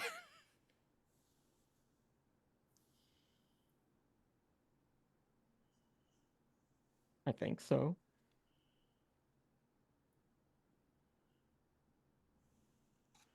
Well, wait, hold, there's another one. I don't remember that one. She starts like Or I don't remember doing that one. You might have gotten that from someone else. she keeps on she starts like looking for like all the tattoos that she's got. So and has varying degrees of recollection of having them. So I already came in here and I already said that I died. Yes, that was a couple of days ago. Could I play a lute then? I don't remember. Wait, did your egg get scrambled too? I don't like eggs.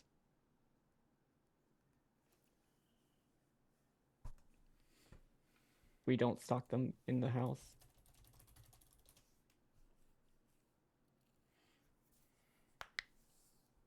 I'm not talking about like literal eggs here, man.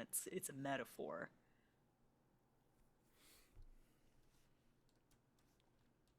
I'm talking about like the egg in your head, your noodle. I have no idea what the emoji for metaphor is.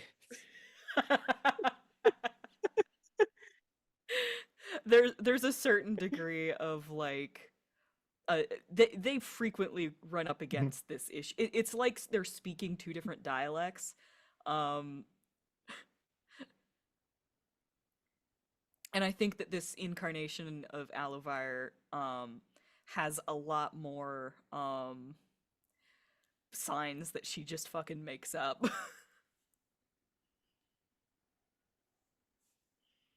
Make okay. Make a charisma investigation check. Okay. A charisma-based investigation check. Yes. All right, I'll roll a flat d20 and then I'll add afterwards. That's a 6. My charisma modifier is a 1, Okay. and I don't have proficiency in investigation, so it's a 7. Okay. You through talking with him, you're not able to get any more clarity on the situation. It seems that he is at least aware of some aspects of the situation that you were undergoing, but does not have more details than you currently do right now. Okay. I think that Aluvire sort of like puzzles over this for a little while. And this incarnation doesn't have a lot of patience for being confused, so she just kind of like shakes her head. Oh, hey, I saw Ariel today.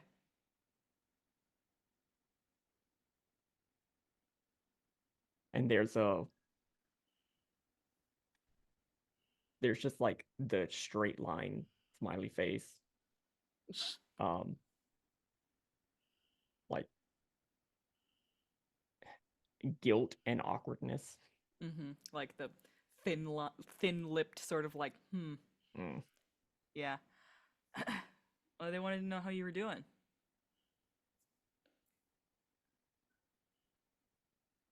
The horrors persist, but so do I. I hear that, man. And we can cut away from there. I think that Aluvire just hangs out with Fel for a bit. Right. Tessell, Shriek, what are y'all doing?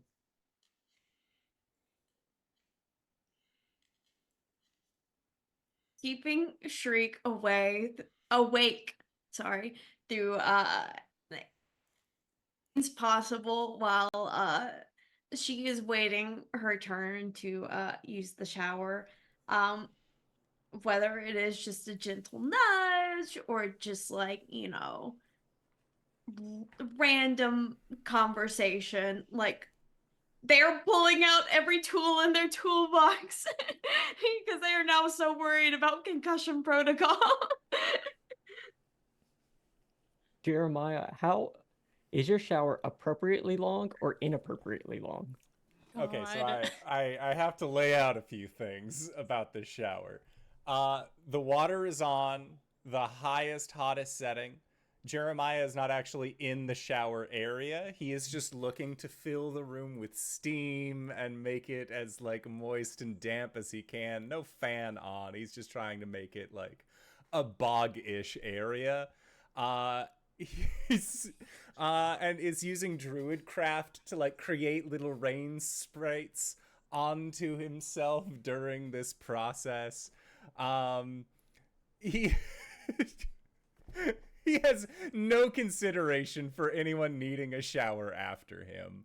My guy's got like a skincare routine. Yeah, exactly. So I would say probably about like a half hour goes by. During that time, you would overhear from the bathroom the phrase, "Hello, my honey. Hello, my darling. Hello, my ragtime girl," at least 4 times throughout the process. Until finally, he's done. He shuts off the water, opens the door. His skin is like nice and fully refreshed. And like he's not like he doesn't need a towel or anything. It doesn't even look like he's gotten out of his clothes. And they are also just like kind of steamy and a little damp, but he smells wonderful. And he just says, sorry, I got a little lost in there. Your turn or something. I think Shriek has been I think fought Tessell on staying awake for a little while, but eventually came around, and I think has been having Tessell like help her like cast mending like on her hair, on her clothes, just asking Tessell like, will you brush my hair? And when feels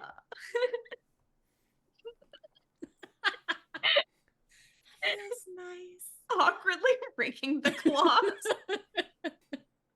Yeah, she loves it. When Jeremiah finally gets out, she'll with some help stand up and head into the bathroom to take what will likely be a very cold shower. When you walk in, it feels like the alligator exhibit at a zoo. Your hair, which just brushed. poofs out. But yeah, she'll go take her cold shower. For the Alright, sake of comedy, can it be hot for exactly 30 seconds? Yes. Oh, Yeah. it like immediately turns cold. Yeah. Mid Yeah. humid ass room so that like it feels even colder. You hear Fel- the water go, and then just a screech. just just starts to relax and then You may even say a shriek. You may even say a shriek. And Fel and Aluvire may return into the back room at that point. Fel will quiz, like there will be a question mark, and also hello. Everything okay?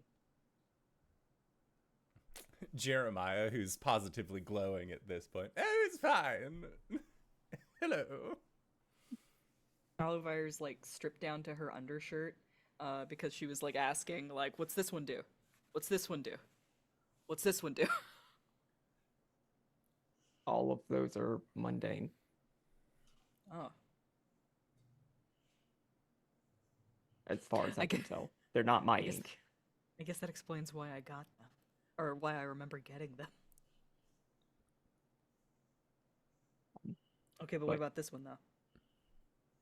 Is that a magical tattoo? Yes. I have at least 4 magical tattoos. Okay. He will explain what they do.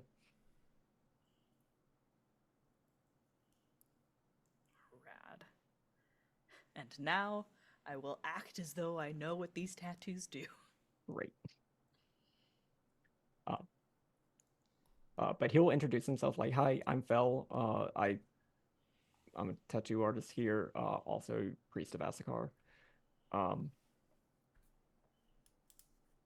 but Aluvire will translate for him. I feel like it's pretty commonplace for her to do so. welcome.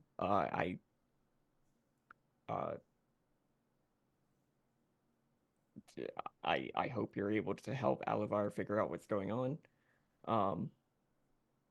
But you are welcome to stay here. We don't have a lot of extra space. But we can always, rig up some of the tattoo chairs for, an extra cot or something. Does Aluvire just sleep on the couch? No, I mean, there is enough space for like the two of you. Oh, okay. But like it's definitely not an appropriate place for like 6 people to all bunk. Got it.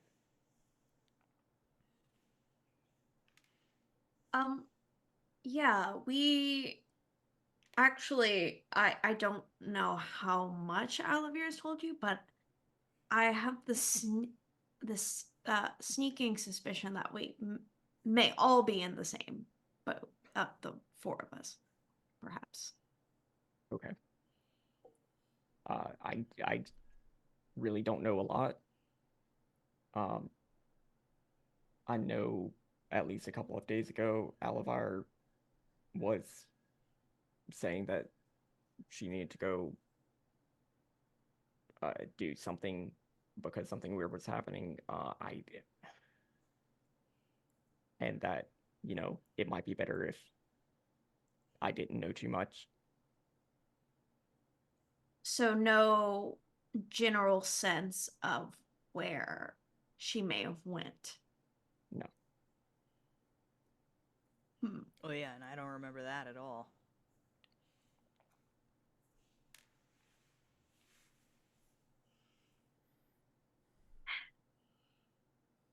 So, yep. Do y'all need anything specific or? y'all.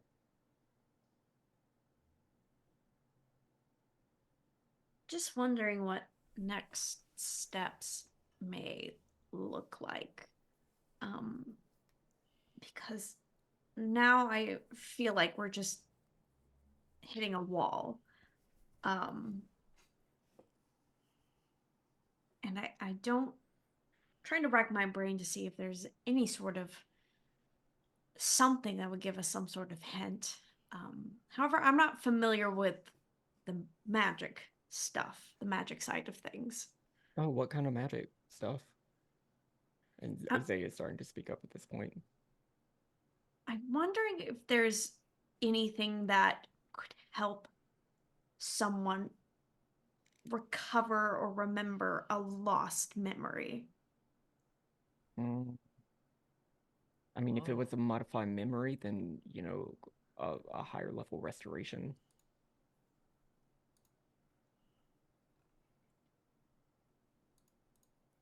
That sounds like it comes with a hefty price tag.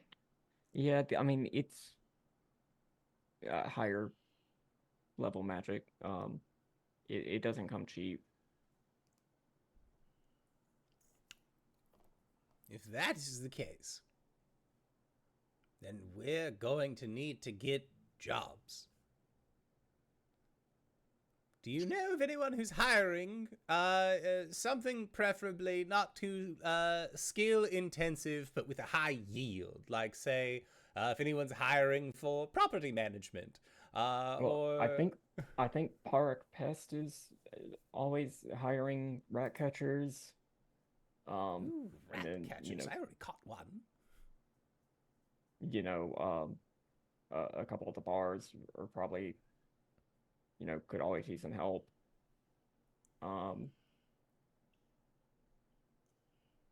like some of the factions, typically, bring on people, but there's some politics involved in all that. Yeah. Aluvire like sort of scrunches up her nose at that. Well, hey, let's see if we can find somebody who can cast this who's a what's it on us, and sometimes they'll just ask for favors, you know.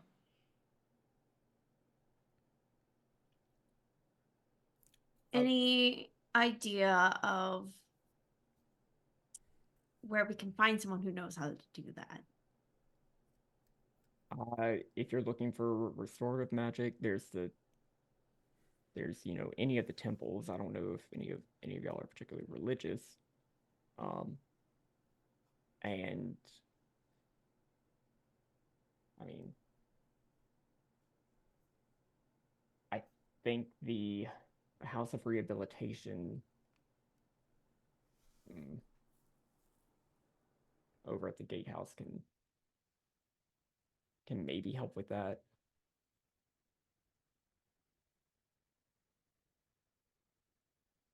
What separates the House of Rehabilitation from, say, your standard temple? It's not religious. It's really just run by the Blade Cabal. Okay.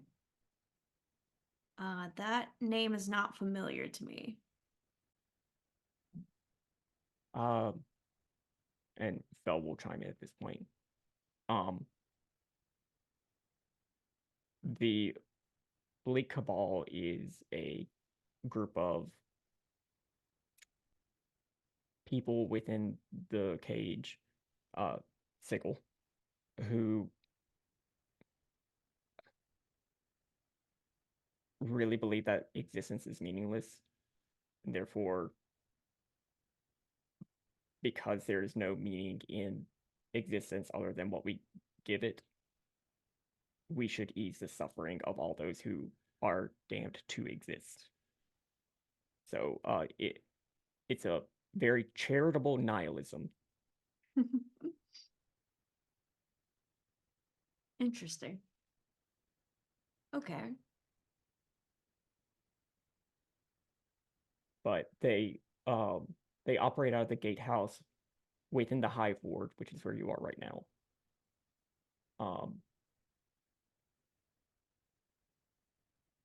and because it is a charity, the price tag doesn't seem like they can usually do this sort of thing pro bono.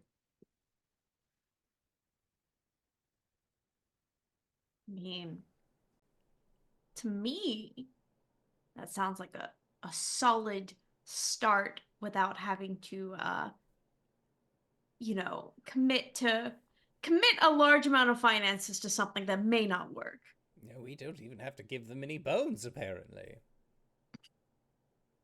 I mean, they're gonna be a bummer about it, but like, it's a good place to start as any. As good a place to start as any.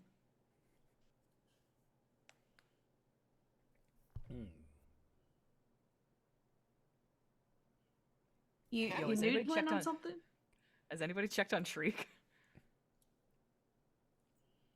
Oh, I'm sure they're fine. I left them plenty of hot water. Shit.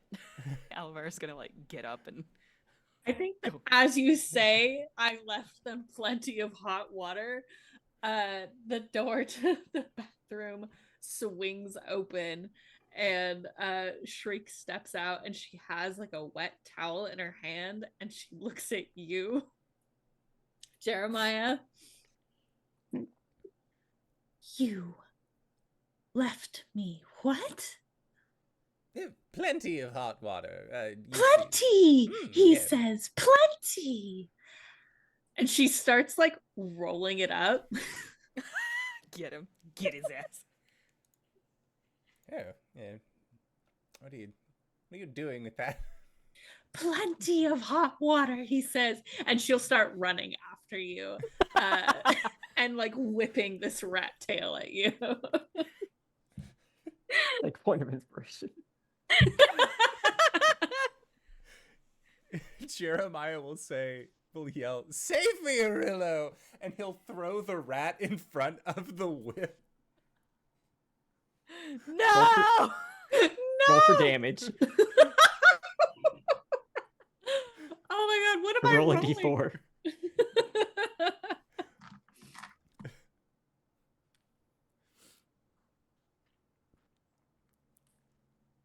I can't read this d4. I'll just roll a regular d4.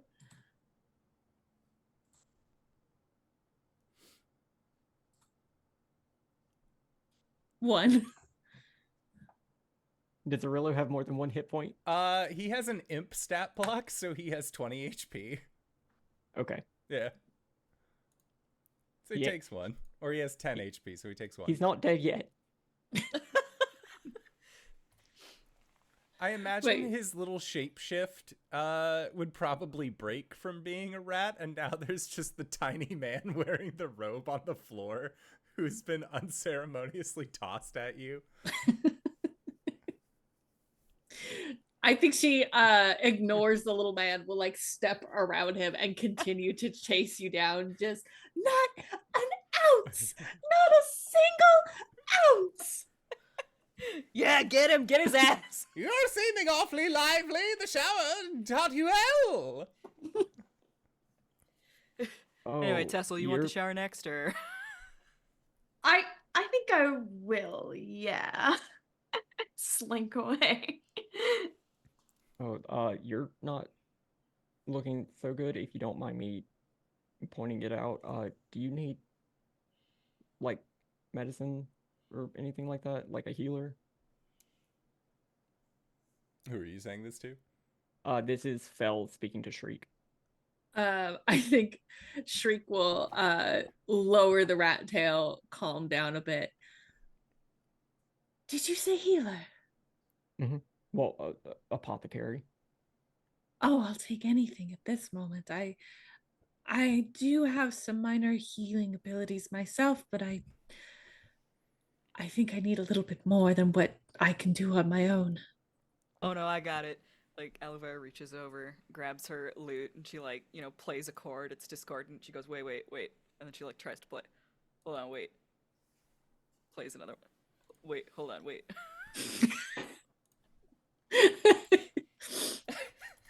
Aluvire, do you have inspiration?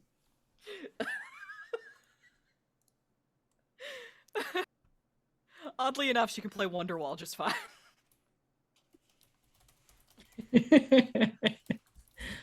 Um. Well, they're not supposed to open until tomorrow, but Tristan it does have a apothecary shop. He may be able to help out a little bit. Who is Tristan? Tristan was the gentleman who I just gave a tattoo. Oh, downstairs. Mm-hmm. All right. Where might I find them now? Are they still here? No, they left their shop, and he will sign out like every character coming up as a separate sign. Apothecary Pacuaro. And he will assign that it's like 2 blocks down on the same street. Not very far then. All right. Well, I'm feeling a tad bit better, a bit stronger. If everybody likes, I can go down and see if perhaps they'll open a little bit early for me and pick some things up for us.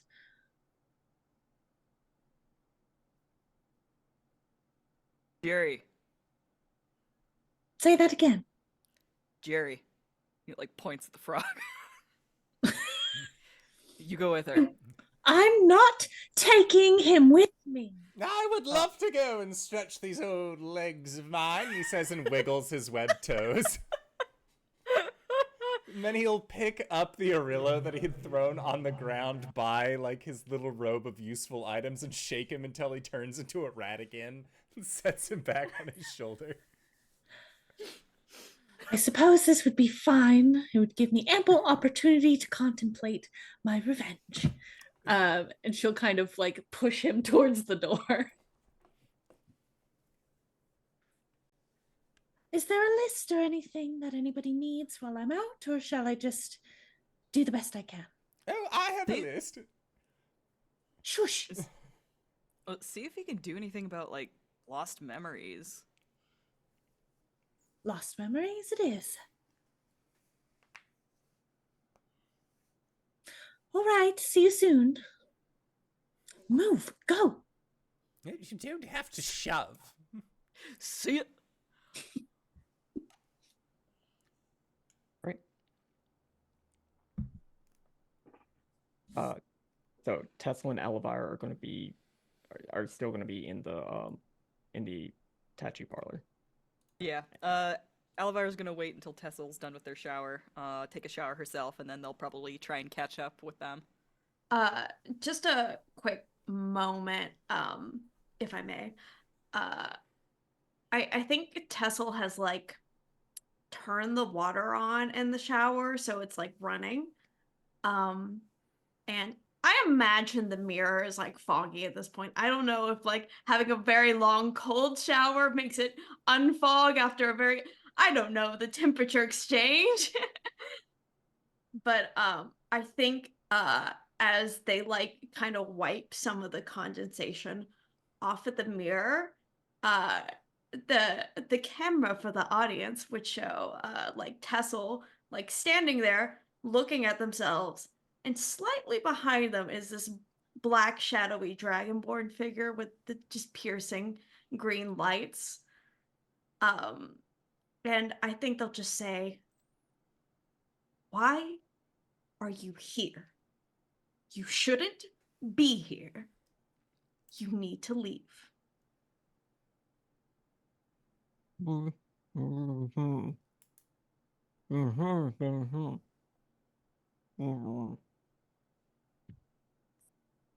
You just hear you hear something in the back of your mind, but you cannot make out words. I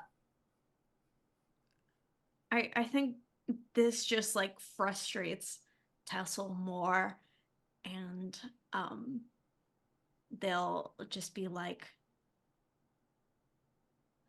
honestly, I don't care whatever justification you have. It is not enough to mess with the way things are and should be. Go back to where you came from.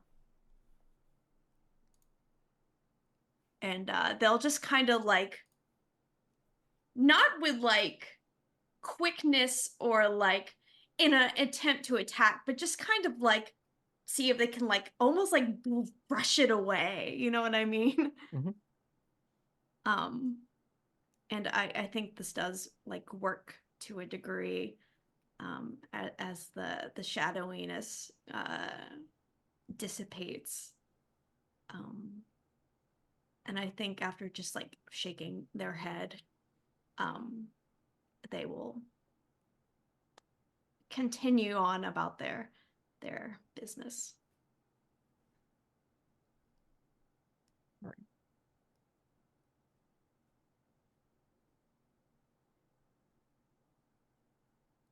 Yeah.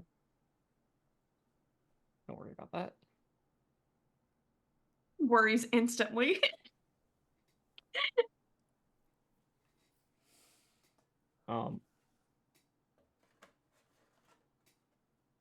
Both of you, Jeremiah and Shriek, just continue down the road until you do see another small shack, fairly bare, but with like a sign, a like temporary sign, just sort of hanging above that says Apothecary Pakwaddle. I believe this is it. And I think if she can, Shriek will just knock on the door. A couple of seconds pass, and then the door just is gingerly opened, and again, it's like 6'2", a male presenting UNT. Hi, we're not open yet. Yes, Oh my, we can make an exception. Do you need help? Do I look that bad?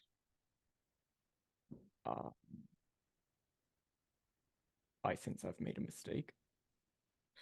I'm gonna say no, but you do look like you could use some help.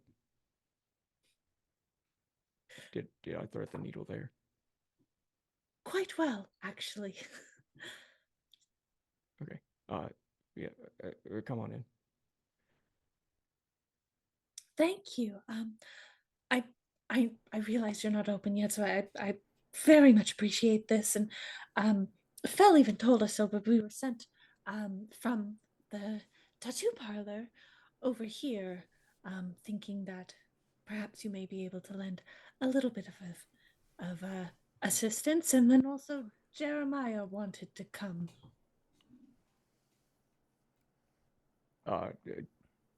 You don't look like you need healing, but No. to be quite frank, I'm better at sensing this in a humanoid form, not a. Are you a grung or a bullywug?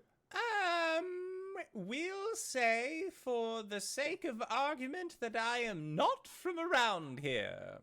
Okay. Most people aren't. Makes it easy. I'm more here just to see if you have any skin creams.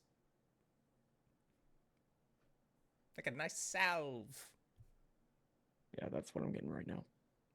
But I can get some stuff. And he goes and ruffles in the back. You can see that there's like a whole bunch of bottles of various compounds, both medicines and poisons. But he just sort of prepares like a towel, and like sort of pours this gel on it. And he comes back out, and sort of gestures to a table. Would you mind laying down on that, and if you don't mind removing your, I need to put this on bearskin. Oh, yes, absolutely. And Shriek has like no qualms, will remove whatever she needs to, lay down on the table. Okay. Jeremiah's like taking off his robe slightly and then realizes that they were talking to Shriek, and he's like, "Oh, I see." But he puts this towel that's full of like salve and everything, and just like spreads it across your back, and kind of like massages it into you. If you would like to re-roll your hit dice, Ooh. Basically you would be getting the benefit of a short rest where all of your hit dice replenish. Excellent.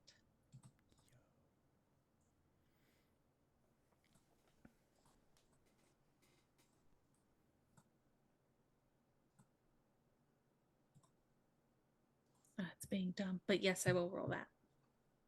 And it just, there's this mint and musk smell coming off of it. But there is definitely a cooling sensation. You just feel your skin where there were burns start to have that like aloe scent feeling on it, and where there were cuts and everything, you can feel it start to stitch itself back up. That's gonna take about 30 minutes to really sit in. Did y'all need anything else while we let that sink in? Well, I realize, and she's like laying with her head on her side, Mhm. I realize that you're not quite open yet. But since we are here, if perhaps you had any healing salves or tonics or potions, Mhm. we'd be more than happy to purchase some. And then also, we're in sort of a funny situation. As some of us have recently, as of this morning, come to realize that some, if not many, if not all, of our memories seem to be gone. And we were a little curious if perhaps you had anything that might assist with remembering again. Um, I'm sorry, but like memory altering potions are kind of frowned upon in most experiences. Um, I I can make an antidote to that if I knew what the poison was. I see. No, that makes a lot of sense. And But I can definitely get you like some healing potions and stuff. Um, I have some stock. Like you mentioned, I'm opening tomorrow. Um, it for a normal one, it's 50 gold. Oh, well, hey, funny thing, about that.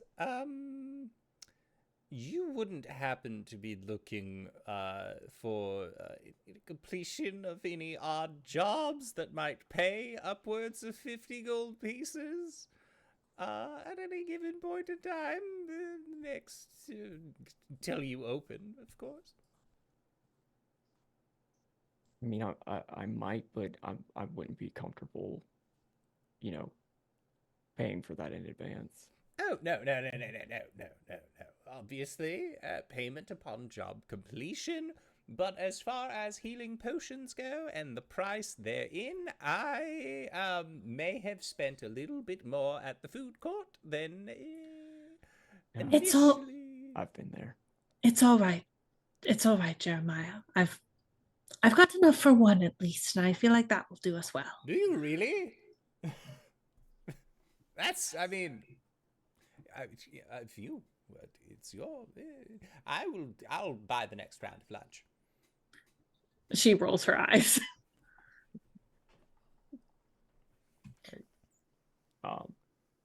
Yeah, for 50 gold, you can be sent back with a potion of healing. It is not a standard potion of healing. It is more of a poultice, but it will work the same. Okay. And then I think Shriek asks, just I don't really know if you know anything about memory loss. I wonder if maybe you know anybody who might perhaps be able to assess what's happened to us, because to be quite honest, if we were to pursue a remedy or an antidote, I don't even know that we could explain how this happened or what quite it is that is happening.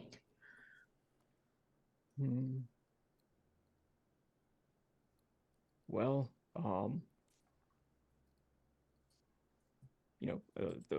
the priests and the more magically inclined healers may be able to help, but that's typically only like if you're part of one of their denominations or part of their faction or something like that. There's also over in the market ward, like maybe you could go to the institute, but I'm not sure if that's just for students. Mm. And there's the Tower Sorceress too, but yeah, they definitely only take faction members. I see. Well, I would say your best bet might be the gatehouse. what's the gatehouse? It's like on the other side of the Hive Ward, a couple blocks away. It's where the Bleakers tend to congregate, but they do some charity work there. They mostly focus on like planar curses and stuff, All right. but maybe they might be able to help identify what's going on. Well, it's a place to start, and a charity sounds nice. Jeremiah, are you writing this down? Oh, was All I these supposed to options. be? Yes. I'm a little preoccupied at the moment. Oh, I just assumed you would remember things, but I guess that's part of the affliction. Or is it just you, or is it all four, or is it all of you? Oh, I remember Aluvire saying they couldn't remember things, and I remember Tessell saying they couldn't remember things, and I'm relatively new in town, but my familiar says that they haven't been able to remember much outside of the last little while. Do you know, I've been having an issue with my familiar as well. It's normally when I summon him and I bring him about, I have a general feeling of where I'm pulling him from. But this time, things were a little wonky. Do you know if there's like... Yeah, if you try to summon anything within Sigil, it has to come from somewhere else in Sigil. Oh, is there like a pound or a lost and found for familiars? Or is it like like... You're talking about Greenstone. Greenstone? Yeah, the Greenstone shelter. Greenstone shelter. Now he writes things down. Yeah, well, it affects me, clearly. You're one of those types. I I'm apologize sorry, I for wasn't my listening. companion.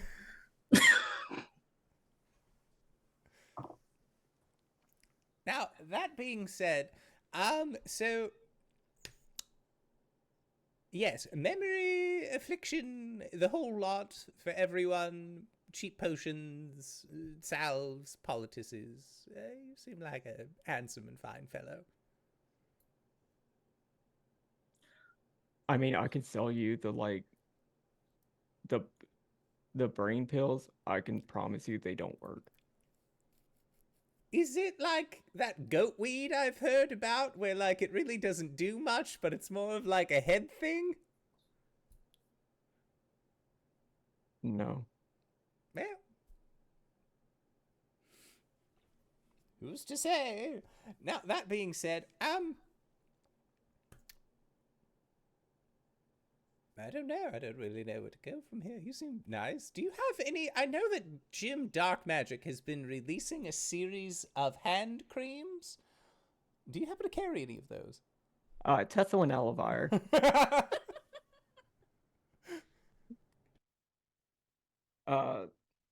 You, Zaya, and Fel are here in the tattoo parlor. Another person does come in and ask for Fel. Up until that point, Aluvire and Fel were playing like a Dabus version of rock paper scissors, but it's like a lot more complicated, so there's like a lot more metagame to it.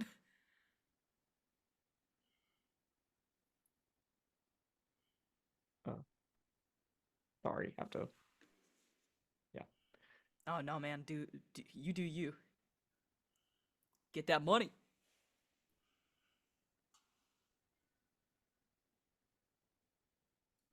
Oh Um, God. Oh, go ahead. Yeah. What do y'all do? You just you see the like light of uh an emoji like coming through the door as it closes, like he's saying something under his breath, but you cannot hear it because it is out of sight. That's fine. I think Tessell will address oh gosh, I'm so bad with names. The Zaya. Mhm. Okay.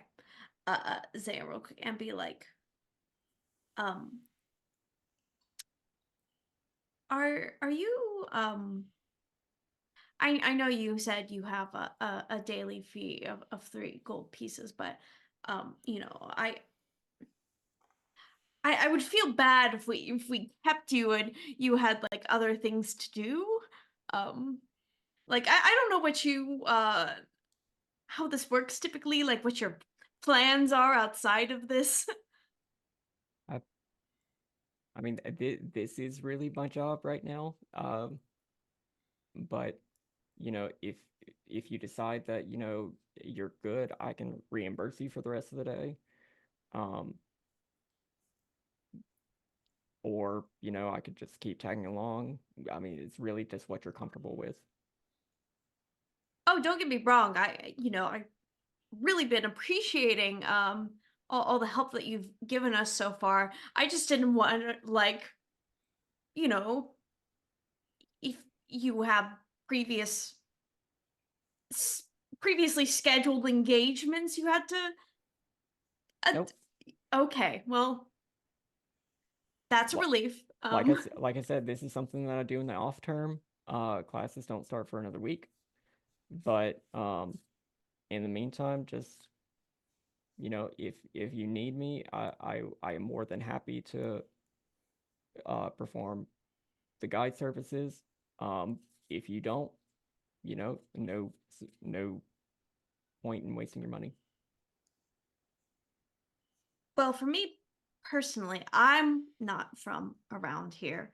Um, and I don't want to speak for you, Alivire, but it seems like you may be having some trouble remembering some things. Oh, totally. Like I said, it's all scrambled up like eggs in there. For So, instance, I'm supposed to be able to play this.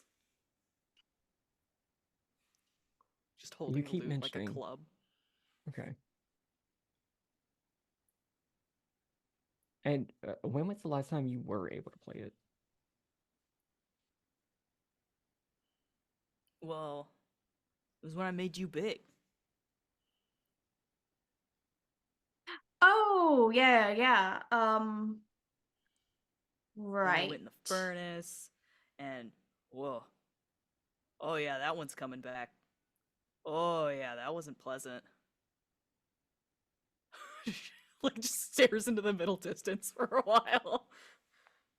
And then she like shakes her head. Man, I was scared back then. But I can't even really imagine being that scared. I was small. Like real small. Tessell's actual reaction is just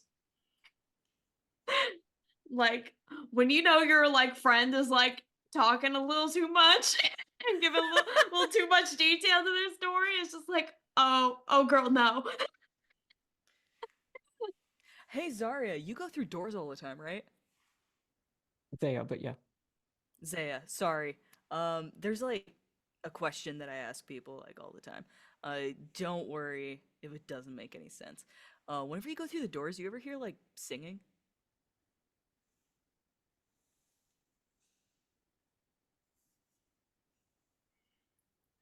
Not often. Not often. I mean, sometimes I come out and it's in a place like, where there's bands and stuff, but Oh yeah. you're talking about like an effect of the actual portal? Oh no, like an actual like person like singing a song. Like it's usually just like one person.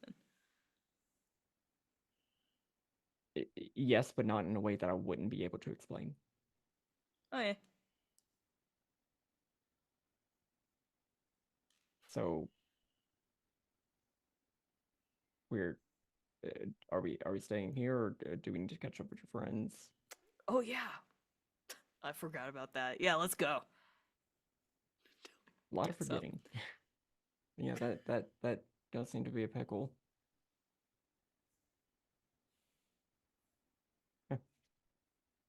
Um, and y'all begin to make your way down the street. Um, roll a perception check for me, both of you. Can do, friendo. 12. 8. I don't think I've done a skill check over 10 this entire day. Oh no. While you go down the streets, Tessell, you do see off to the side just a little splash of color. Um, and as you look, you can see a trail of like pink crumbs going off a little distance into an alleyway.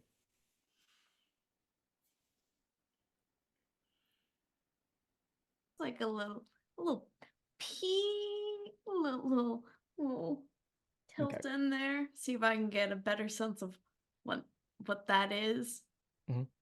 Uh, yeah, not too far away, like just around the corner.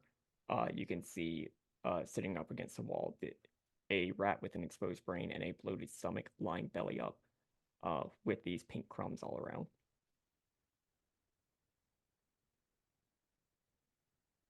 Tesla's gonna like cautiously approach. Bird Make a keeps stealth check. walking. Sorry, what was that? Make a stealth Sorry. check. Stealth check. Ooh, I forgot about the heavy armor. Clank, clank, clank, clank, clank. Okay. Is it automatically going to roll disadvantage for me? Do I need to click the disadvantage? You have to click button? disadvantage. Okay. It just has the reminder for me. Okay, not terrible. 15. Ooh. Let me look up the perception of.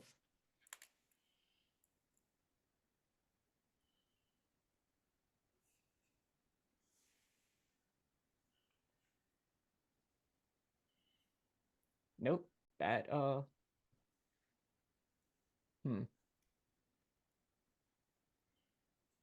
Yep, that would be it. You can approach. and you can see it is breathing. It's just full. Okay. Oh.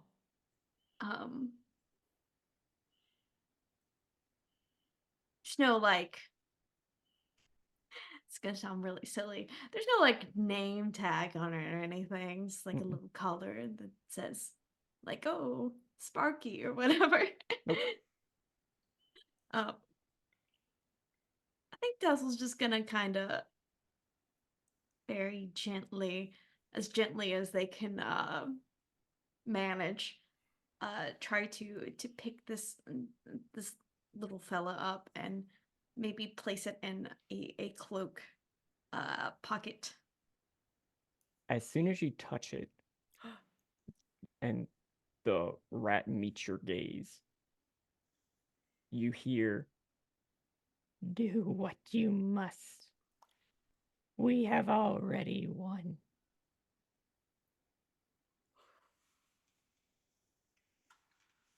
Um, using Tessell's innate telepathic abilities, the psionic mind, Tessell is going to attempt to communicate with it and be like, I don't mean any harm. I was wondering if you're one of those little fellas that is part of the us. Yes, we are the Mingus one. Are you I have a friend who has a large quantity of cheese at the moment. Is that something that interests you? It does. If I could get a cut of this cheese supply, would you be interested in just tagging along for a little bit? This is acceptable to us. Excellent. You can ride in here. It's comfy, I hope. Place to nap. Very well. I will leave you with this parting wisdom. Beware the scent of strawberry.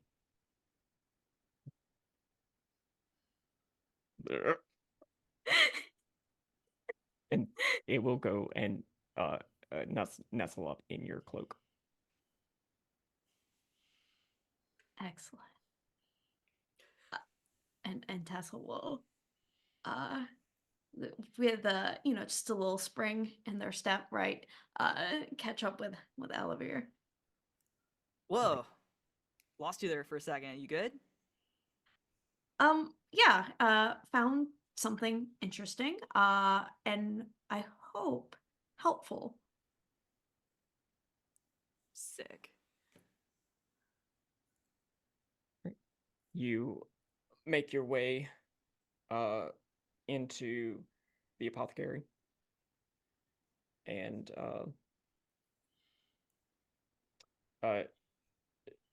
Shriek at this point, the poultice has done its work. Tristan is removing it and allowing you to get redress and everything. He's giving you the poultice of healing. Anything else y'all wanted to pick up? I No, don't I think think so. that'd be it for Shriek. I think she says, again, thank you so much for this. And I apologize for my friend here, and we greatly appreciate this. What do I owe you for the service of the Just a good word. that I can do? I hope to see you again in the less dire circumstances. I hope so as well. And I hope that your opening day is, well, I hope the sun shines upon it.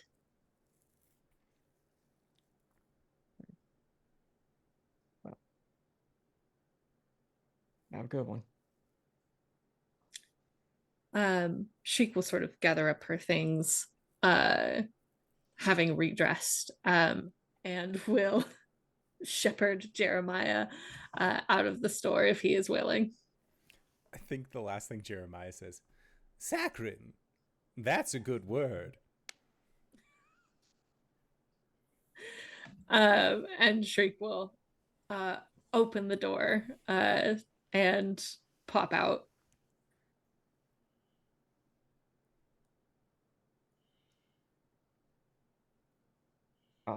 You all emerge.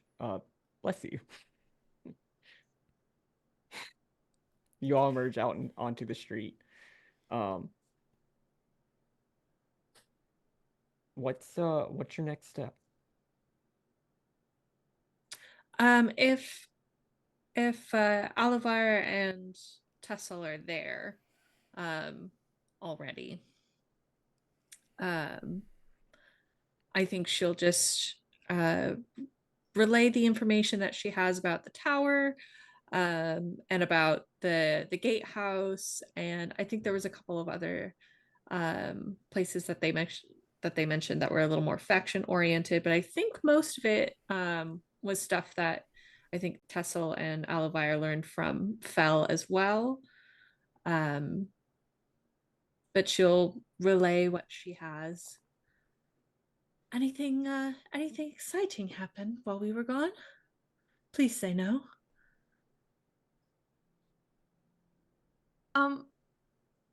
Jeremiah, Hmm. may I take just a small portion of your cheese hoard?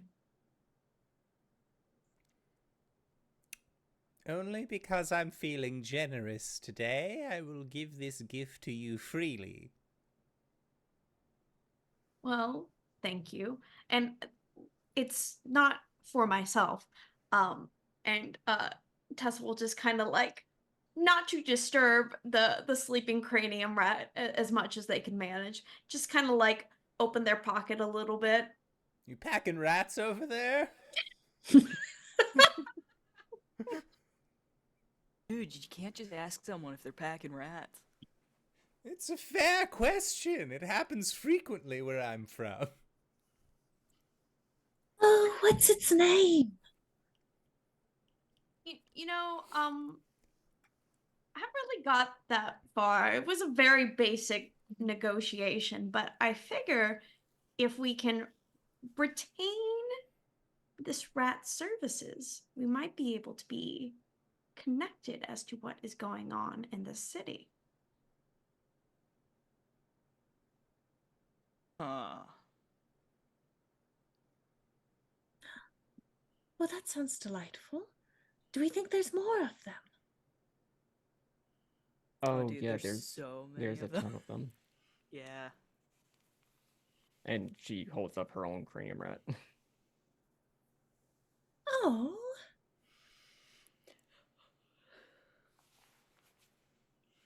I go never ahead. got one because I'm too easily distracted.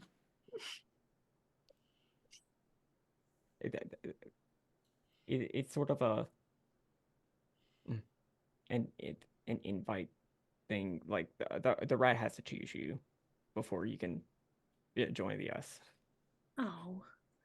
Well, But more speakers are coming out every day. Especially if you're friends with somebody who has a rat. It's pretty Well, easy to get one. The more Gotta you know a use guy. it, the higher chance you have. well, then I'll just keep my fingers crossed. Where were we thinking we wanted to go from here? The gatehouse sounded like a pretty good option. Well, That was something. Oh, go ahead. Yeah, just because we are about to wrap up, Shriek, as you do look around, there's not a lot of people out on the street, but you do see a large canine man who you would recognize from the stage earlier, walking with a slender woman in traveling clothes and a red outfit, or like Do I a know red that cloak. dog? Make a history check, Aluvire. History, charisma. Charisma, Okay. history. Riz hiss. Come on, just give me one. All right, that's 12 on the dice. Charisma is +1, so 13. And I'm not trained, so 13. Okay. Just, from hearing their introduction and seeing them around before, you would know that he is the frontman of the Silver Lining, which is a band from Kartakas that's here in Sigil. His name is Thibodeau Leblanc. Ooh. You are not sure who the woman is, but they are walking as if very familiar. I feel like she's pulling on Bard Aluvire memories here, from like playing gigs. And so she's gonna like wave them down, like, "Oh, LeBlanc!"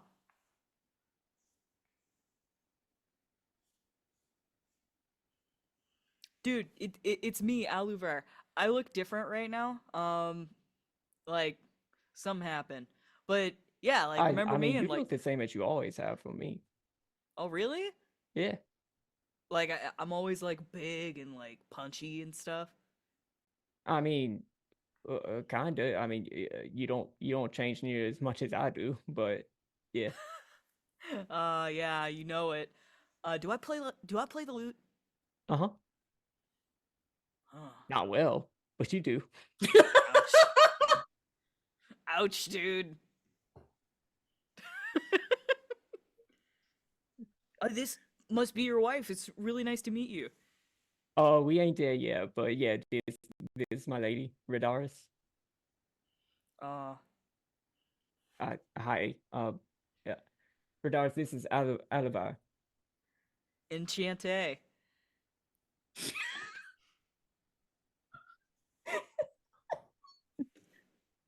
And your little coterie. Yeah. Who's all them? This is Tessell and Shriek. And that guy.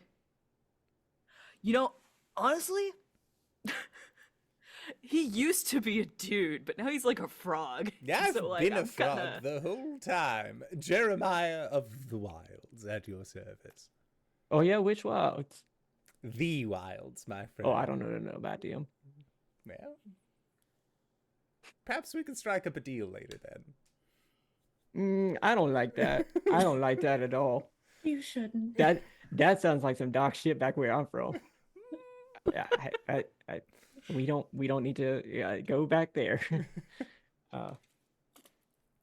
So where are you going? Where are y'all up to? I would. Oh, right. You were saying I just had a legit like fucking like forget in the middle of what you're doing moment. You put a little bit of your character into, or a little bit of yourself into your character. Oh yeah. Miss, like he was saying, you can like tell fortunes and like find wisdom in the cards. I can do something like that, yeah. Or Wait, are y'all that lost? oh yeah. We're real lost. Shriek is nodding very quickly behind Aluvire.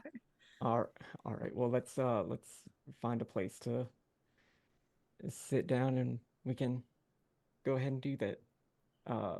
And they sort of walk into just like a little cafe, where just the rankest smell of coffee, like the stalest Oh Starbucks, yeah. it just Fuck yeah. permeates. And she sort of sets out um her little velvet cloth, and she begins shuffling this deck of black cards. So, what's the sort of wisdom that you're looking for? Well, we're all pretty lost. Like, I told you, that guy used to not be a frog.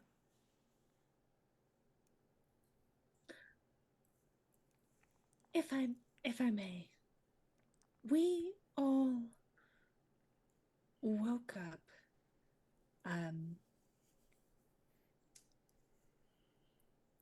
having supposed to be dead, and we very much weren't. And I Well, you used to be don't able to look play the lute. undead. Right, and we're not that either. We're just alive, and a couple of our a couple of my friends here have already died in a fire and then reawoke once again in the local mortuary, perfectly fine, a little bit different but alive, and we can't seem to remember much, and we are very desperate for a little guidance. I believe is what we're looking for here.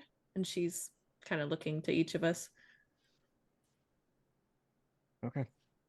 Well, since you're friends of Thibodeau, I'll do one for free, but I can't promise that the answers are going to be very clear what you're looking for. I think we'll take anything, truly. It's more than what we currently have. Totally.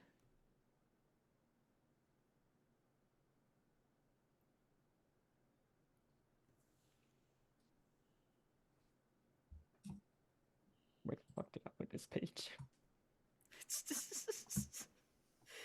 Okay. Ah. 5-card spread. And she stops shuffling and puts her cards down. First card represents the present. Is the broken one.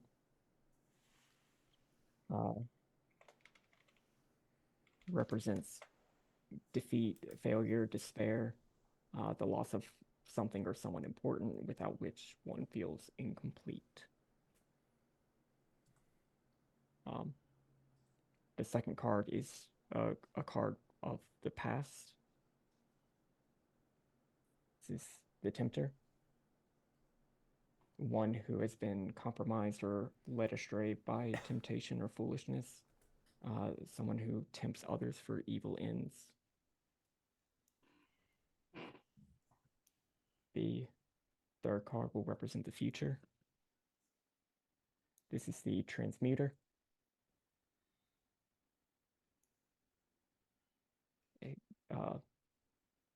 The future holds a new discovery, the coming of unexpected things, unforeseen circumstances, and chaos.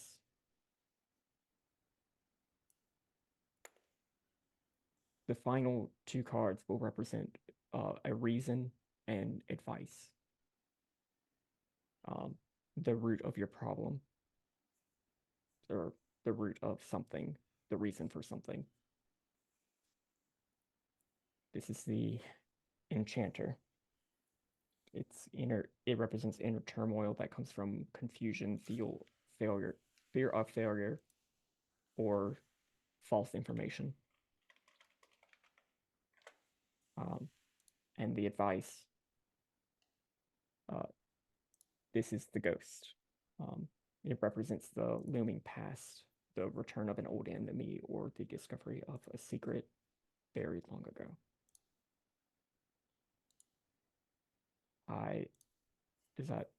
Does any of that mean anything to you?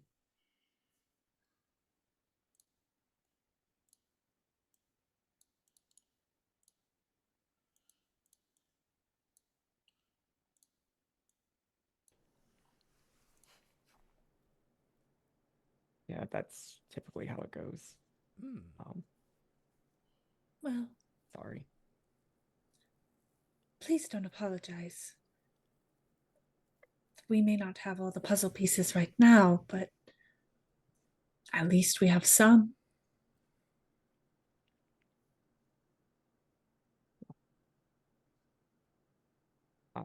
I hope the mist clears for you soon. And we will pick up there next time. Yahoo! Cyber, thank you so much for running this game. This is incredible. I am horrified at the fortunes that have been revealed. But you want to know what I'm not horrified about? Having y'all on the channel. Cyber, where can we find you? What do you do? Well, you can find me here on Sundays running this game and on Mondays in our 4E Gold Rush game run by Danae from DanaeKeener.com.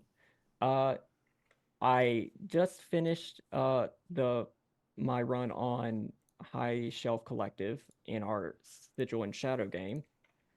So check those VODs out if you want to. That was a fun game. I was a computer science major who thought the world was a simulation and learned magic.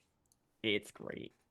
I also I started streaming again on twitch.tv/cyberwolf1201.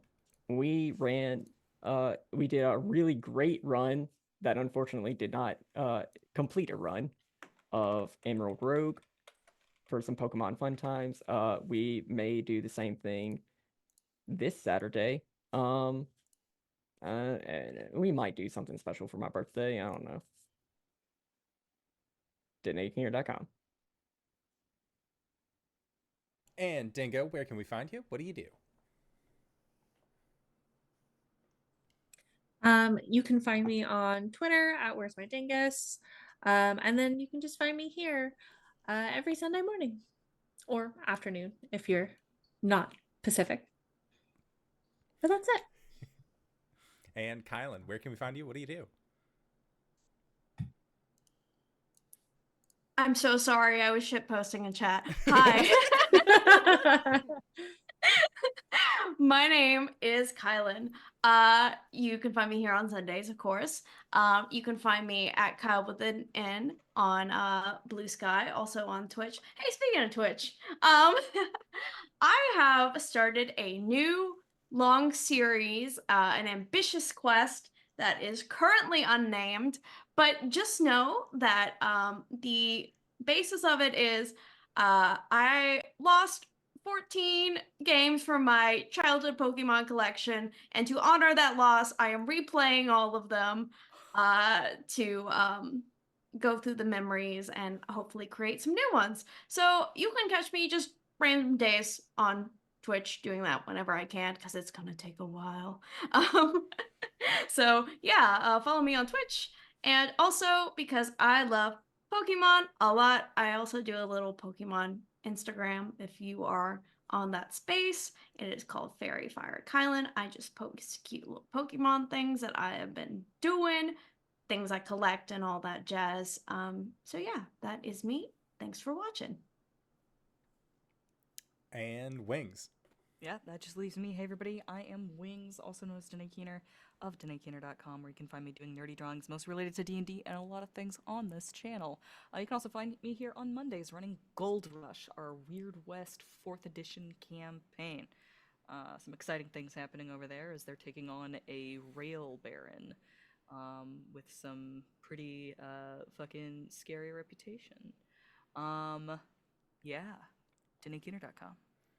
And if you've made it this far, you probably already know who I am. But if you don't, hey, Acorns, what's up? It's me, your buddy, your pal, your friend, the Indoor Adventurer, the showrunner here at twitch.tv/Indoor Adventures. We do shows like this on Monday at 5:30 p.m. Pacific Standard Time and on Sunday at 10:30 a.m. Pacific Standard Time. If this is your first time joining us, you can go to youtube.com/indooradventures to check up on all of the VODs of each of the games that we have played up until this point, or you can go towards anywhere audio casts are being made available for free. You can find us there under the same moniker. But for now, we are going to be heading off into our Patreon-supported after show called Nights in the Courtyard, where we answer questions not only from each other, but also from the community. So if you have had any questions for myself or any of these other fine folk, feel free to again join us at patreon.com/indooradventures. But we are going to be heading out, so I would like to say once again, thank you to everybody who decided to stop by. Cyber, thank you so much for running this game. This was absolutely fantastic. And of course, thank you to these players for putting up with our bullshit once again this week. And we'll see all of you guys next time. All right, everybody. See you soon.